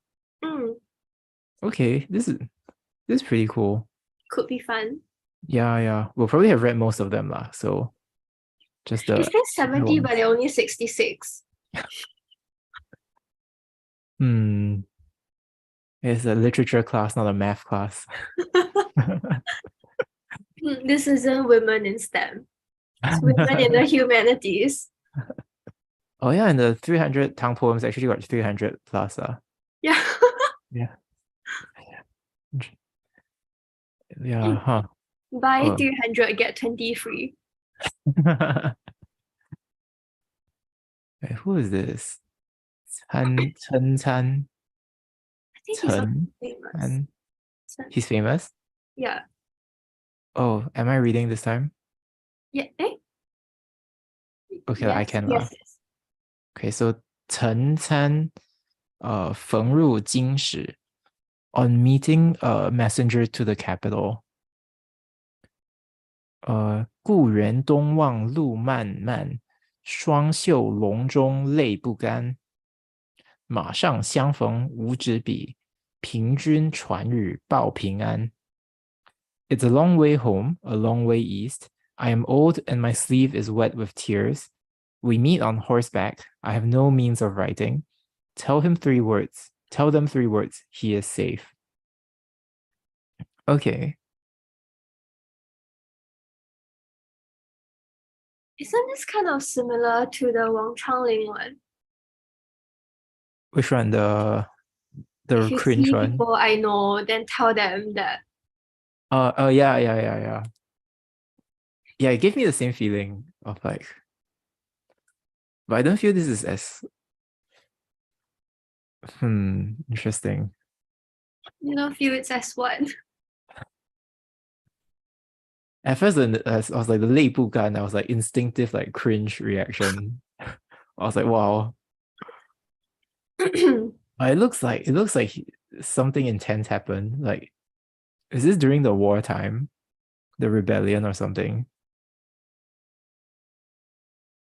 Let me Google. Actually, I think you're right. Right. Because it feels like one of those war poems, right? What's this? 远涉边寨. Okay, so he went to one of the far reaching, like the faraway outposts. Okay, so it's not a war. A war, right? Okay, I guess not then.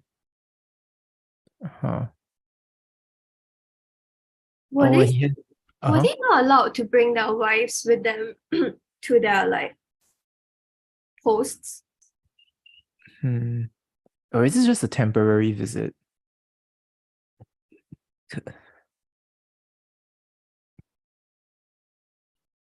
His 出寨任职. Okay, I guess this is pretty a long, like a permanent post.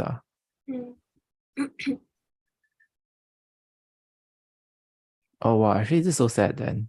Damn. I thought it's like a temporary visit, but this is like, so he's still going out to his outpost, like he's not even there yet. And then he's like, oh, tell my wife I'm safe, I guess. Tell my family I'm safe.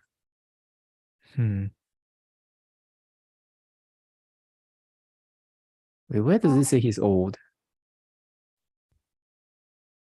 Is it Longzhou? Let me check. Liangzhou? Yeah. No, Longzhou just means there's a lot of tears. Oh. And what? It doesn't say he's old, what? Does he? I don't think it does. Huh. So line 2 is just he crying a lot lah. Okay. Yeah. Huh.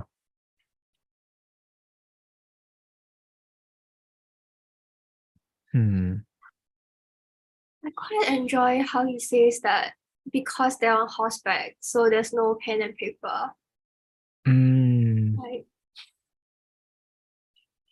Only got his guitar. yeah, only the guitar. Interesting. Okay, I have nothing to analyze. It's just a sad scene now. Yeah. Good poem though. Yeah. Yeah. Okay. Oh, quite a few.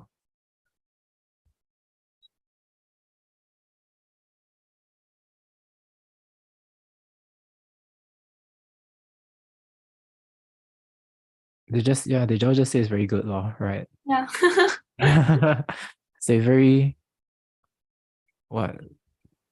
Yeah, just very good, very gets the emotion across.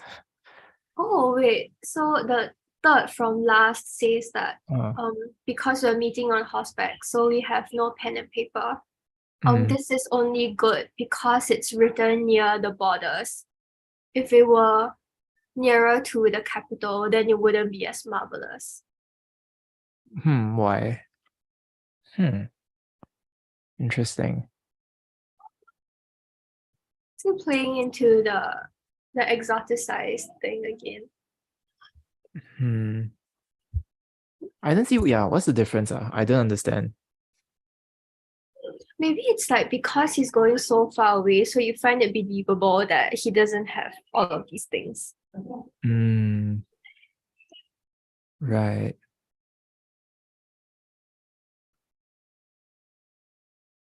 Right. I guess so. He's so far away, then he doesn't have all these things that are almost like basic. Is it?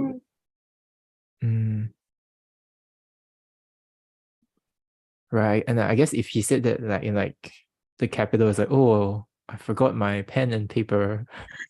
It's kind of lame. Yeah. I see. Okay. That makes sense. Or it's like he's doing so like his circumstances are so tough that like he cannot even write a letter when he wants to. Like it can only just be 3 words. Like it shows like the impoverishedness of his situation. Right. Also, the translation was very creative. I don't think it actually said the 3 words, right? He says, because it just says, tell them I'm doing well, I guess. Yeah. That's not like, yeah. Okay, but I like this poem. Yeah. Okay, next one. Yeah. Can you read this? Okay. 江南逢李龟年. On meeting Li Guinian down the river,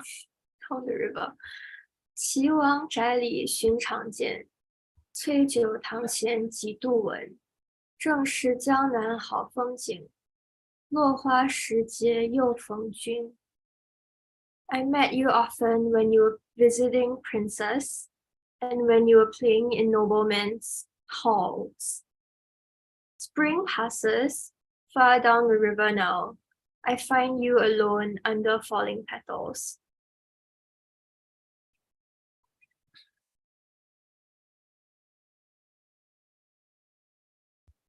I think the Chinese is more positive than the English. Or is it how, like when I see the English, I thought like, oh, this is kind of sad. But in the Chinese, it's like, oh, oh, this is the good scenery in Jiangnan. And I I meet you actually again. think that the good scenery is there Oh, to like really? highlight the bad situation. Oh, right. Oh, so is him not being with princes and noblemen, is it like he has fallen out of favor or something? I think the story for this is that so Oh, this was after like this very major rebellion. So oh, before the rebellion happened, um the time period is what people usually call like the golden age of the Tang dynasty. So it was really right, prosperous and like right. very culturally efflorescent. And Oh, then so that's why Du Fu says that he often met Guinian playing music in like princes and noblemen's houses, because that's when they could afford to patronize the arts, I think. I see, I So then see. after this rebellion happened, a lot of people fled. A lot of people fled for safety in the south. So that's why it says down the river. Yeah, so they fled during the rebellion, and then I'm not sure whether the throne was re-established in the north. But so Du Fu is saying that like meeting you here, now that I'm meeting you here again, like the times have changed, and no longer are we in like the like the prosperous time of the past. I see, I see. Oh, Yeah. So both of them are supposed to be quite downtrodden. I see, I see. Yeah. Okay. And yeah, I've read this poem before, and I think that one of the things people talk about is how so both of them are quite downtrodden, and they are like much less successful at this point than in the past. In the past that Du Fu is talking about in the first two lines. But Right. like he doesn't actually complain about like being in miserable situations. It's I just, see. oh, like the flowers are falling and I've encountered you. But both of them are supposed to know that like it is not what it was in the past. I see. I wasn't sure what to make of like it's like the 落花时节 is like I guess the time of the falling flowers, right? It seems kind of in contrast with saying like, oh, it's 好风景. It's like the good scenery time. I guess good scenery, yeah. Or it's Yeah, like, and I guess it's like when uh-huh. the flowers fall, it looks really nice, but it also means that they're gonna die. Like Right, yeah, yeah. So you're saying it's nice because the flowers are falling, ah. it could be, Interesting.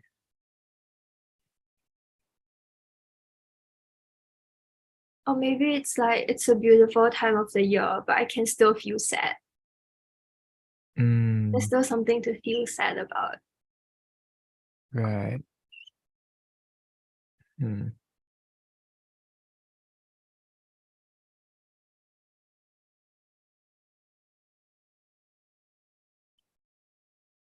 Right. So I guess there is some mixed emotions here, right?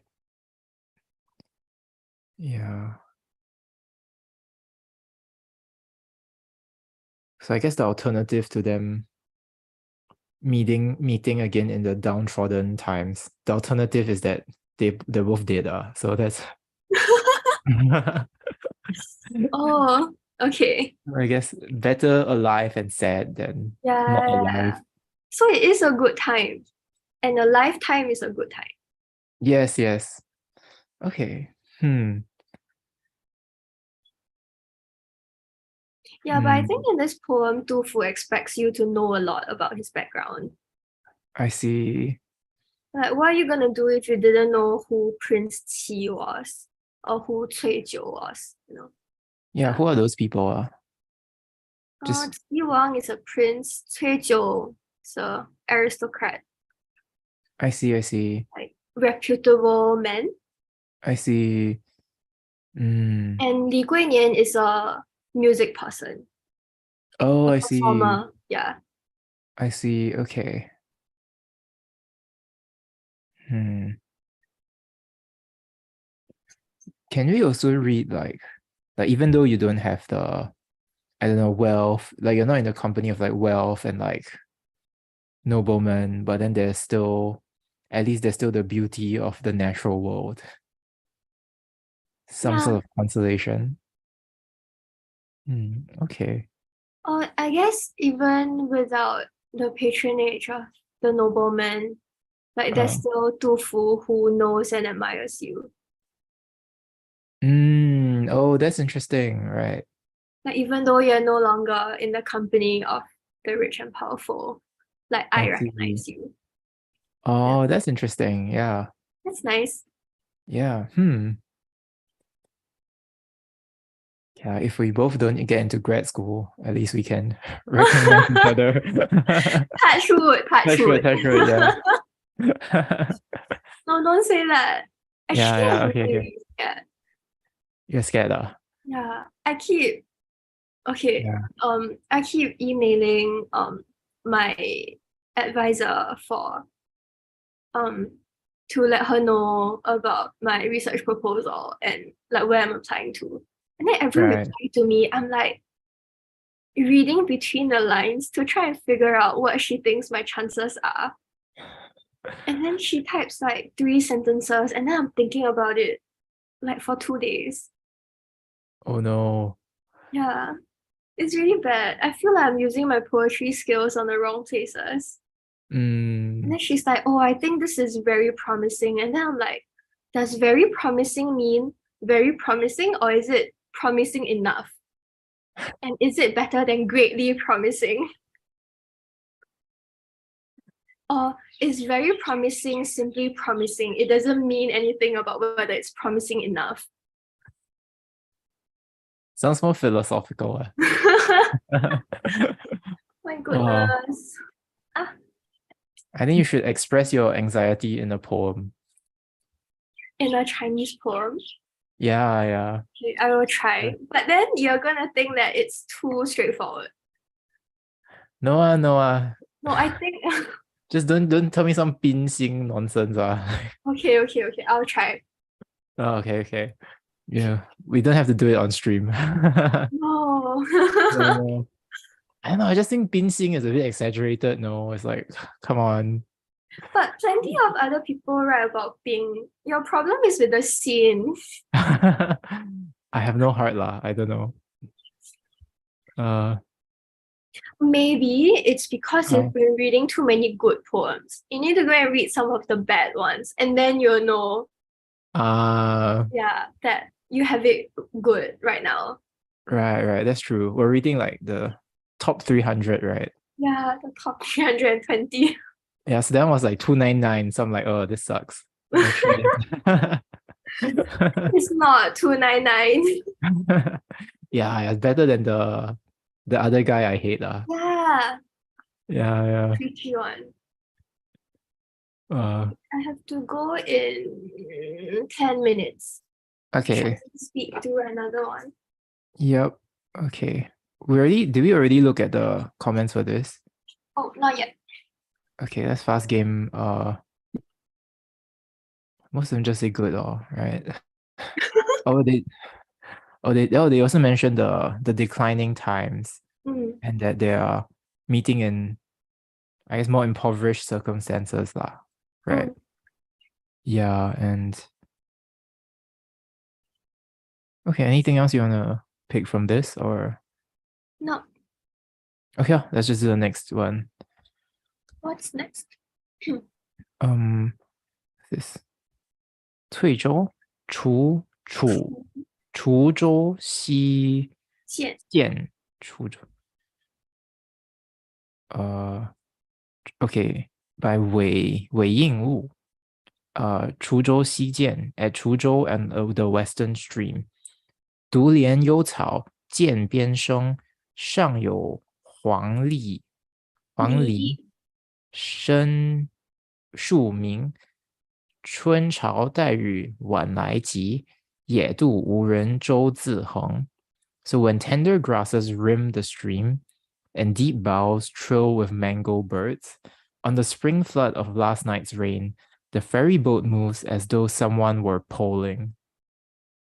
Huh.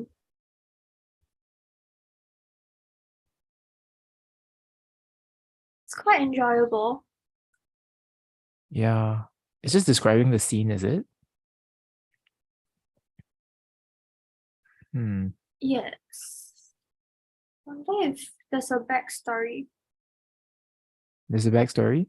Let me see if there is one. I can check on the Baidu one. Oh, he was just on a trip. Oh, okay. To Xin Jian, yeah. Right. Yeah, okay. So it's a place where he often visits, and he just likes the place. Oh no, he took a day trip, is it, to Xin Jian? Okay.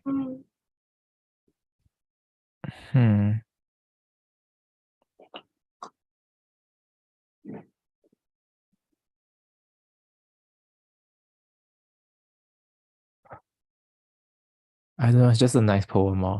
Yeah, I have nothing to say. Yeah. Okay, maybe, let's see if any famous guys say anything.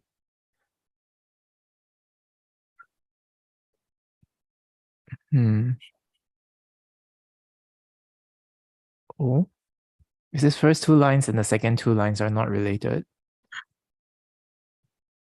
The second two lines are lines about how nice the scenery is.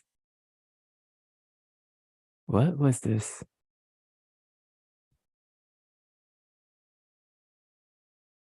Okay, he says that, I think, is it the first two lines are talking about criticizing that there are despicable men surrounding the emperor. Well, that's completely off, right? Is it something about the bird? Is it? Oh, okay. So the first comment says that the dark grasses and the yellow bird is a metaphor for despicable men controlling the emperor. Despicable men in positions of power, and the emperor is like devoid of power. Is there always a political reading? It just seems like a nice scenery, right? Because these people are politicians. Wow, the next poem they're gonna say is about interest rate hikes or something, man. Like I would love that. the 更上一层楼 is actually the 9% GST. Like, it's about the increase in taxation. Yes. This person says that he casts his gaze on an unexpected place, and it is marvelous. What is the unexpected place? Is it the fact that the rainwater is moving the canoe? Oh. It's not immediately obvious. Right. Yeah, I thought that was the most creative part. Yeah. Yeah, that was the most creative, yeah.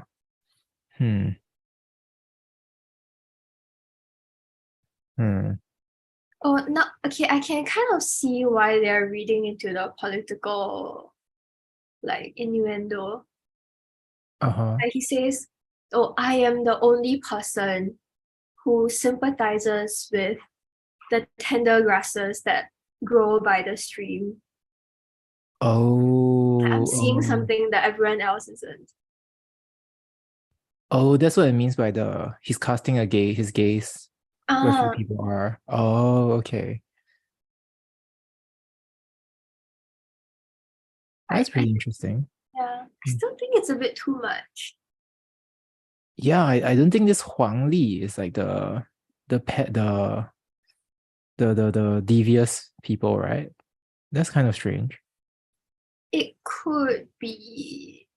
We'll have to look into like other users, other mentions of the Huangli. Right. Yeah. Hmm. I think here it's a bit too much though. Yeah, I think so. Maybe yeah. in other cases. Yeah. I think it's weird. They'll say like, yeah, you know, the first two is this scathing political commentary. Then the next two lines is just a nice spot in the woods. Like, Yeah. like that's not how you write a poem. Yeah. Yeah.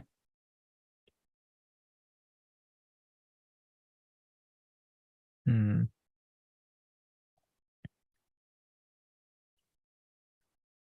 Hmm. Okay lah.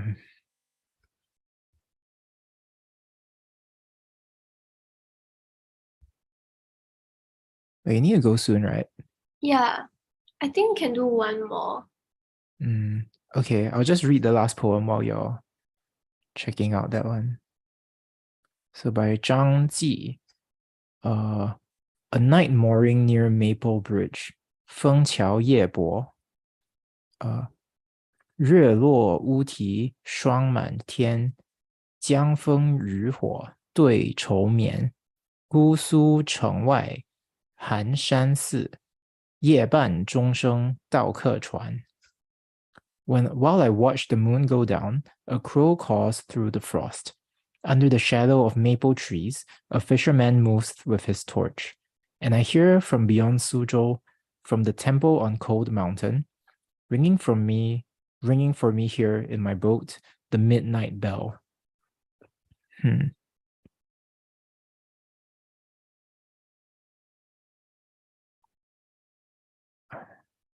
Yeah, but...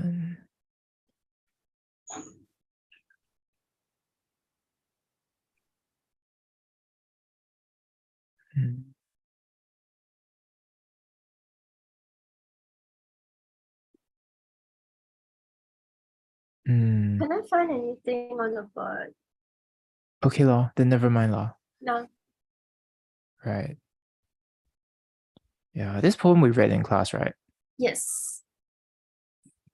I remember thinking it was very Buddhist, but I can't. or I just like the image of like the bell, the sound of the bell. Yeah. Oh, okay. I feel like, yeah.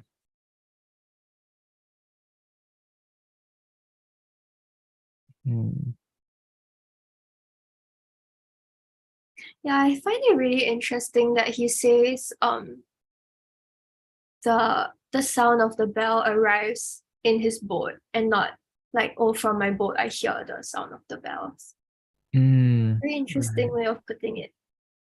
Right.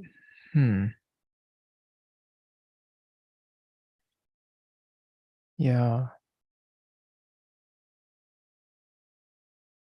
So all this is happening while he's on the boat, right? Yes.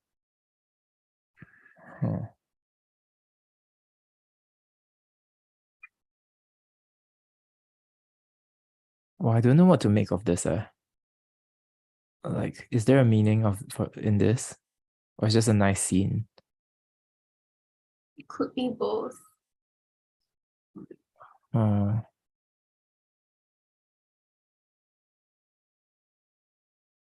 I think that one of the things I really enjoy about this one is in the second line he talks about the maple trees and the fisherman's fire. Right. And I think that it's quite a striking image because, you know, it's like late at night and it's probably really dark. But then there's like these fiery colored things that surround him. Oh. I really like the picture that it conjures up. I see. Right. And because sometimes I watch like travel documentaries, then they go to places that fish for a living. And then you look at the like fisher boats, and then they have like these really, really strong lights that it's like pitch it's pitch black around, but then the lights are like glaring. Yeah, Oh. it's quite. I think yeah, I can imagine it looks really nice. I see.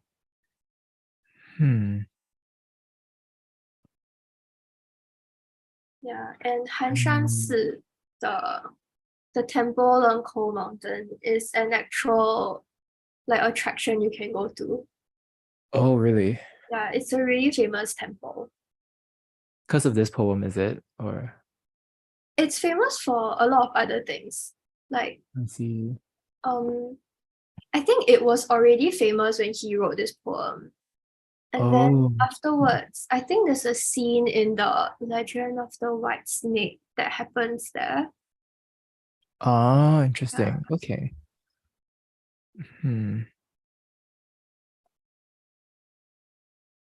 Wow, I don't know. Yeah, I have no analysis for this. It's just a very nice poem.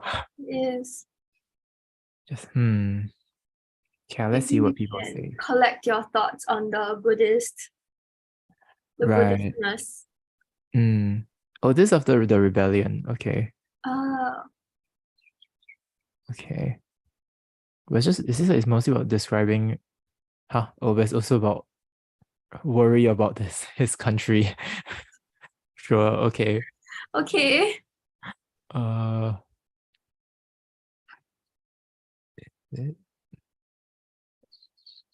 they say they went to Jiangsu because of the rebellion.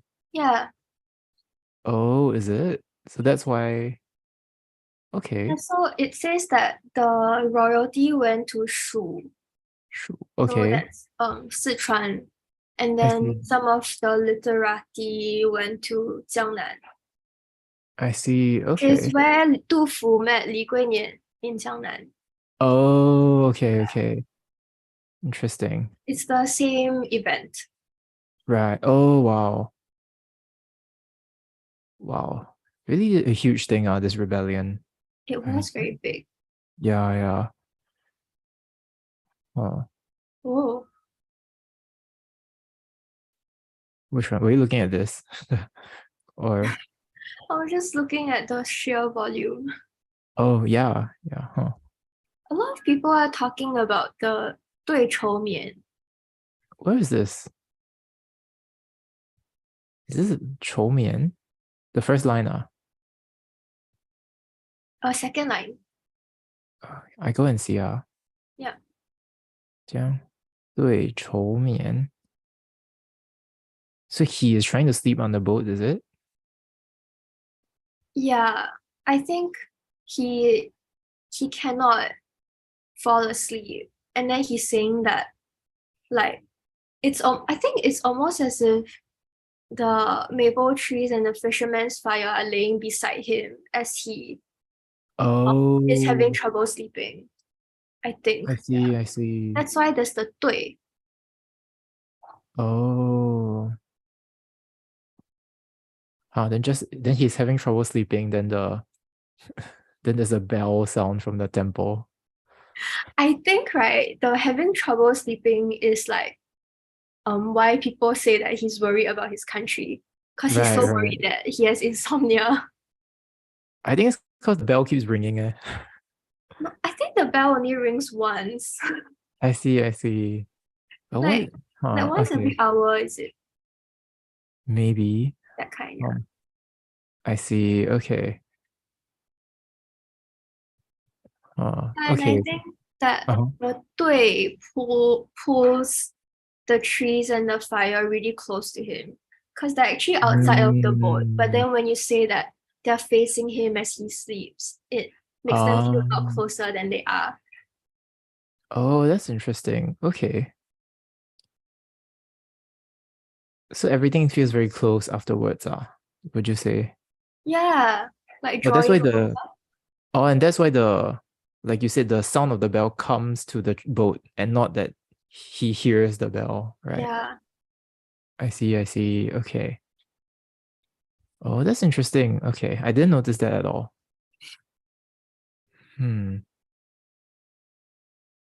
Oh, this is my interpretation. He's annoyed that the bell is ringing too early. It wakes him up. I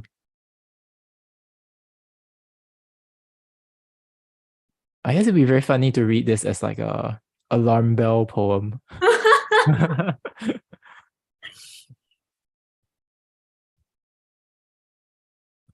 Oh, they're all talking about the cannot bell. sleep. Oh, interesting. Also a lot about the bell, the 钟声, all. Yeah.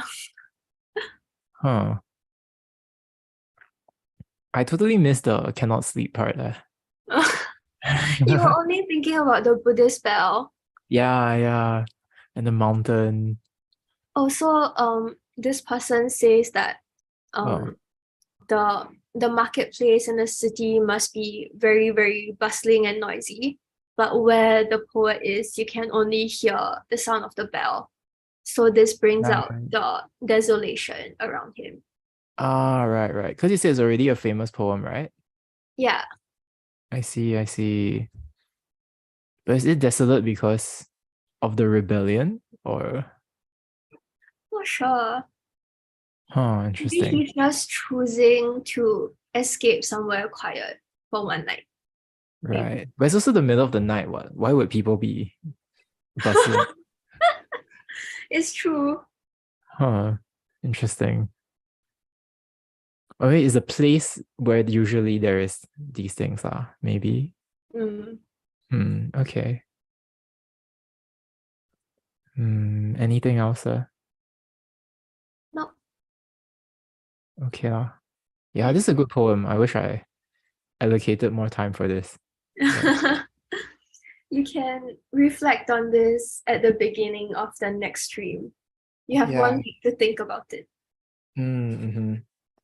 Yeah. Okay, yeah, that was great. I guess thanks to anyone who came. And yeah, I will be more alert next week. I'm really tired today. Okay. Yeah. Yeah. All right, let me just end the stream then. Okay, bye bye.